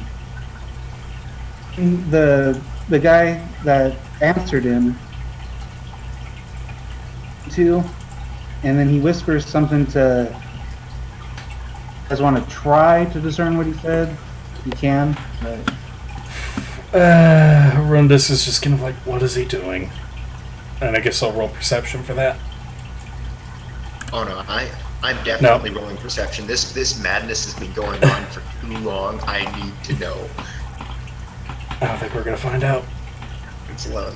The Kuroda, he's whispering it to the High King, but you guys can't make out what he says. After that, the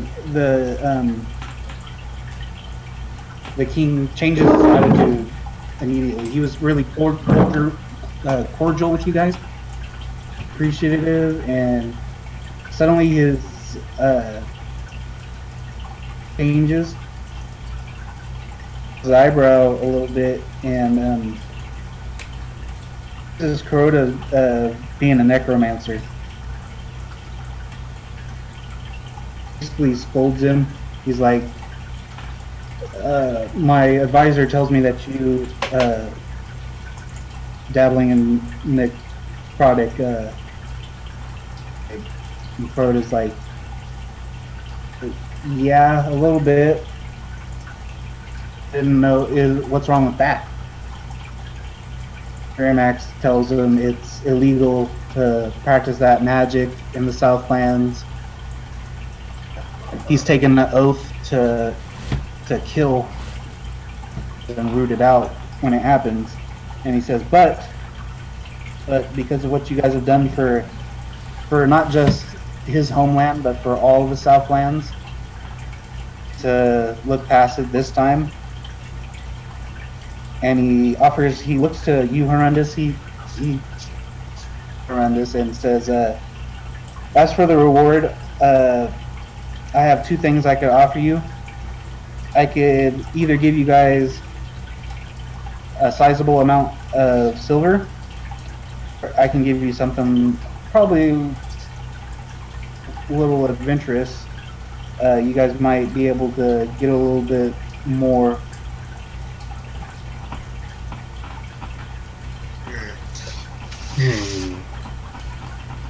What's this adventurous thing?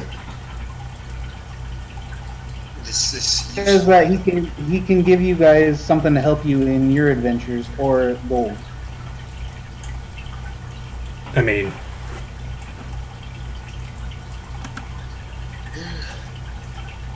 do we really need a lot of gold?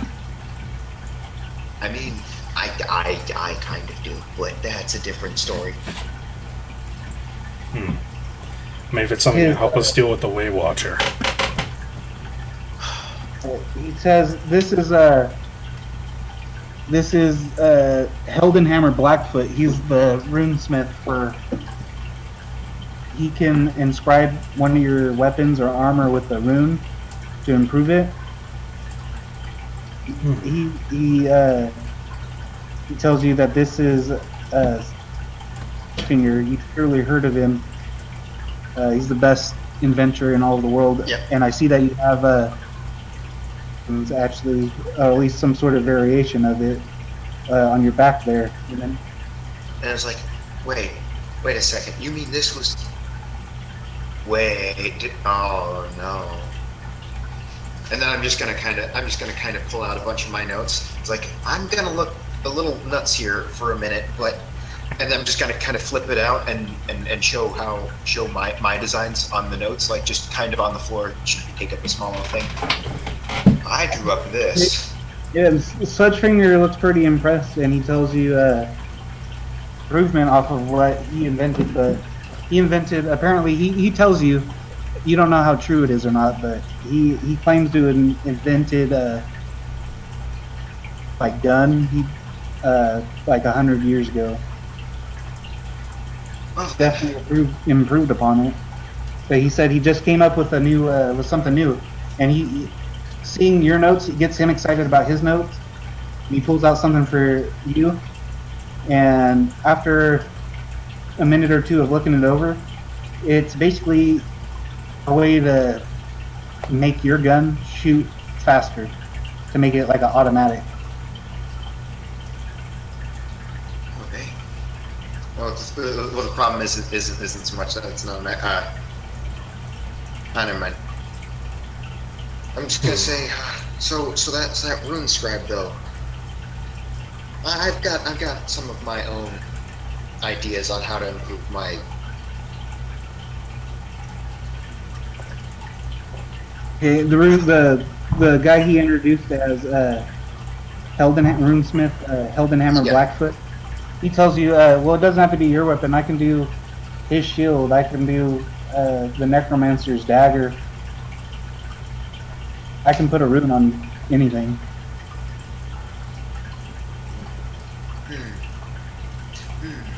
If any of you would like to take this improvement, I'd highly suggest it. Might actually be good for my armor. Or my sword.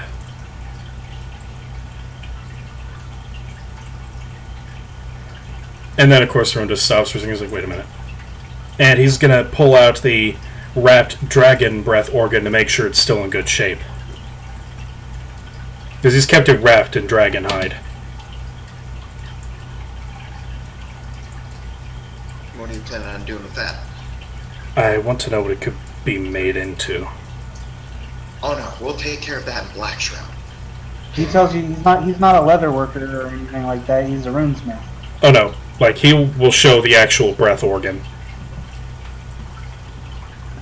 He knows what it is. He tells you I see. puts So magical runes on him. Well, Thing. that's good to know. And he'll wrap it back up and put it back in the bag of holding. Let's see. I suppose. Okay. Out of character, I'm wondering which would be better: improvements to the sword of sharpness or the adamantine full plate. Well, depends. Do you want to get hit less or do you want to hit more? You guys could pick, like, describe what you guys want done to whatever it is that you guys have, and I'll just come up with something.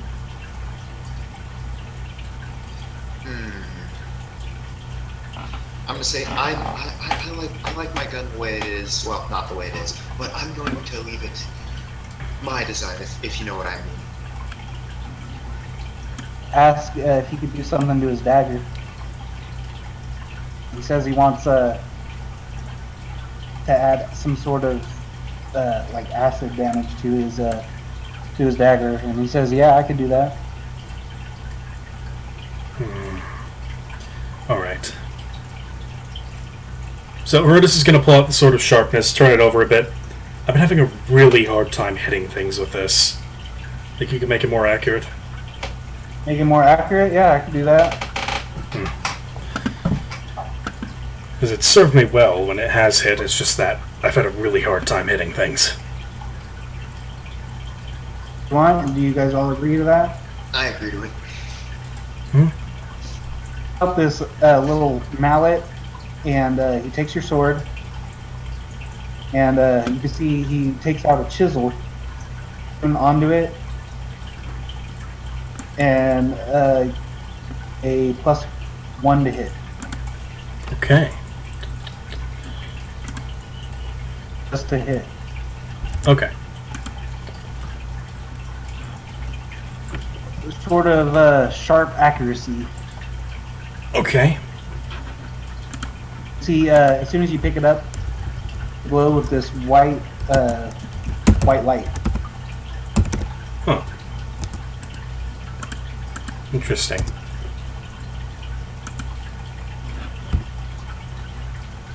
And with that, the king says, now I'm bound by honor, necromancers, but because you guys did this favor for me and I've repaid that debt with a price that we agreed upon, is a 3-day head start. After that, I'm bound by honor to deal with you guys in the way that has been urged upon me by House Kraken and the Chancellor. I'm just going to nod and say thank you for that. All of you, because he can tell. He says it's all of you included. You've all been touched by necromancy, and Crota kind of looks at you guys, and it's immediately apparent that your eyes give you away. Actually, that's transmutation. Just throwing it out there.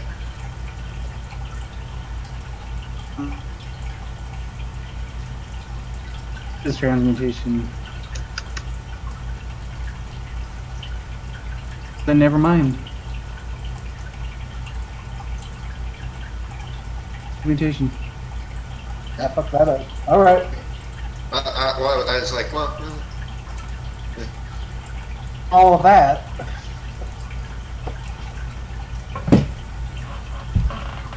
Doesn't know that he doesn't know that he's a necromancer. well, that, yeah, I was about to say. Yeah. First.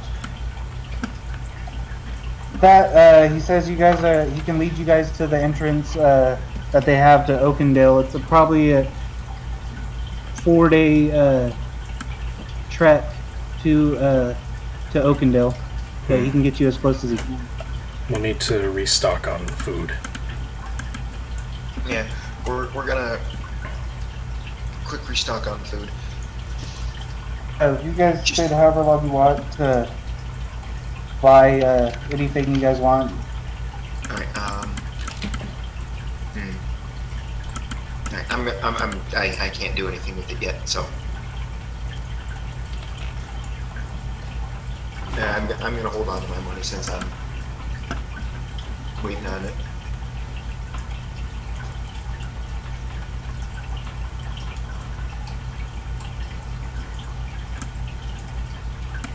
Speaking of which, who has all the money anyway? I've got 1,400 some gold. Ah, you do. Okay, cool. No, because I've been spending very frugally. Plus, I'm kind of holding on to some to see what I can get that organ turned into. We're gonna go down to. There's no one in town that can really work with that. That's Yeah, that seems to be Black Shroud only. That's fine.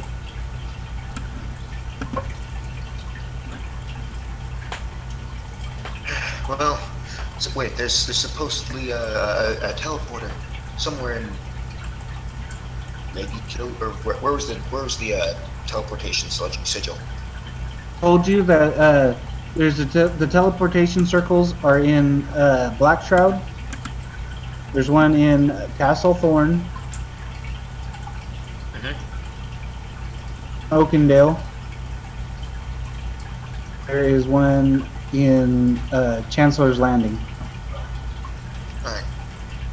Alright, so let's get to Oakendale before we can head back to Black Shroud. Yeah. Let's just go to Oakendale. Yeah. There, then they lead you through the tunnels and stuff, and you guys probably spend 2 days in Anandor doing your thing and all that. Buying supplies, getting to know the town and all that. You out. It's a fun sounding place. Yeah. I mean, like I would love to. It from what it sounds like like a really big version of the Underhill or the Lonely Mountain Kingdom. Yeah. Like it It's sounds like like that. cool. It's got all Yeah. those bridges and shit, and yeah, it's just not. It's not green. But they spit you out in that. Let me see if I can't point it on the map. Right click. Click. What is it? It's just normal click, like right here. Yeah, just hold Yeah, left they click. spit you out on those mountains. Yeah, they spit you out on the mountains. Maybe walk, I guess. But we'll pick that up next session. Yeah. You guys, This guy's on. Oh boy. I'll message Kuroda. Yeah. I'll message him tomorrow and give him all that. Tell him he needs to level up. But everybody gets 7,533 XP. Oh boy. Second. I'm going to write that down in the chat. 7,534. Bam. Damn. Just so I can remember the number. Okay. Now to do some maths. That was a tough session. That was very tough. I hate mind control. Oof. I hate it so much. Oof. I was trying to work this out, how to do that time stop and get up all this shit that made it hard so Kuroda couldn't fucking one-shot him. I know. Scroll of time stop. Oh my god. Oof. Yeah. It pissed me off though. I thought it was fucking necromancy. I don't like those tattoos on you guys. They are pretty strong. They are. I mean, at least mine's melee only. But then again, I mostly do melee, so. I wanted them off. I wanted to give you guys a reason to cut those fucking things off. It is Ooh. split damage by 1/3. I feel bad for Kuroda. This was a pretty big moment for Kuroda. He went in here. I don't know, man. I think it's a pretty good trade-off considering all the lightning damage that you threw at me that game. Oh. Yeah. You got it. I didn't do anything. I had it planned. what happened was already planned before you guys did that. Yeah. Well, I see the error of my ways, and I'm gonna stick with it like a man who's too stubborn to change his mind until I die, because I'm kind of hoping to get them all too. Although I don't want Otis to die. It's one of those situations. Let's see. But that's a level for us, actually. Yeah, probably. We're level 6 now or 7? 7. 7. And I'll just put that level into Paladin, so I'm one closer to getting my extra attack. What's your XP total? Because I didn't. 24, 421. 24, 4, 21. And then just roll my Paladin hit die real quick. There we go, plus 12.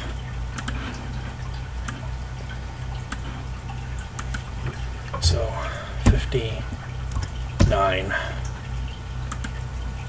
total. That's not bad.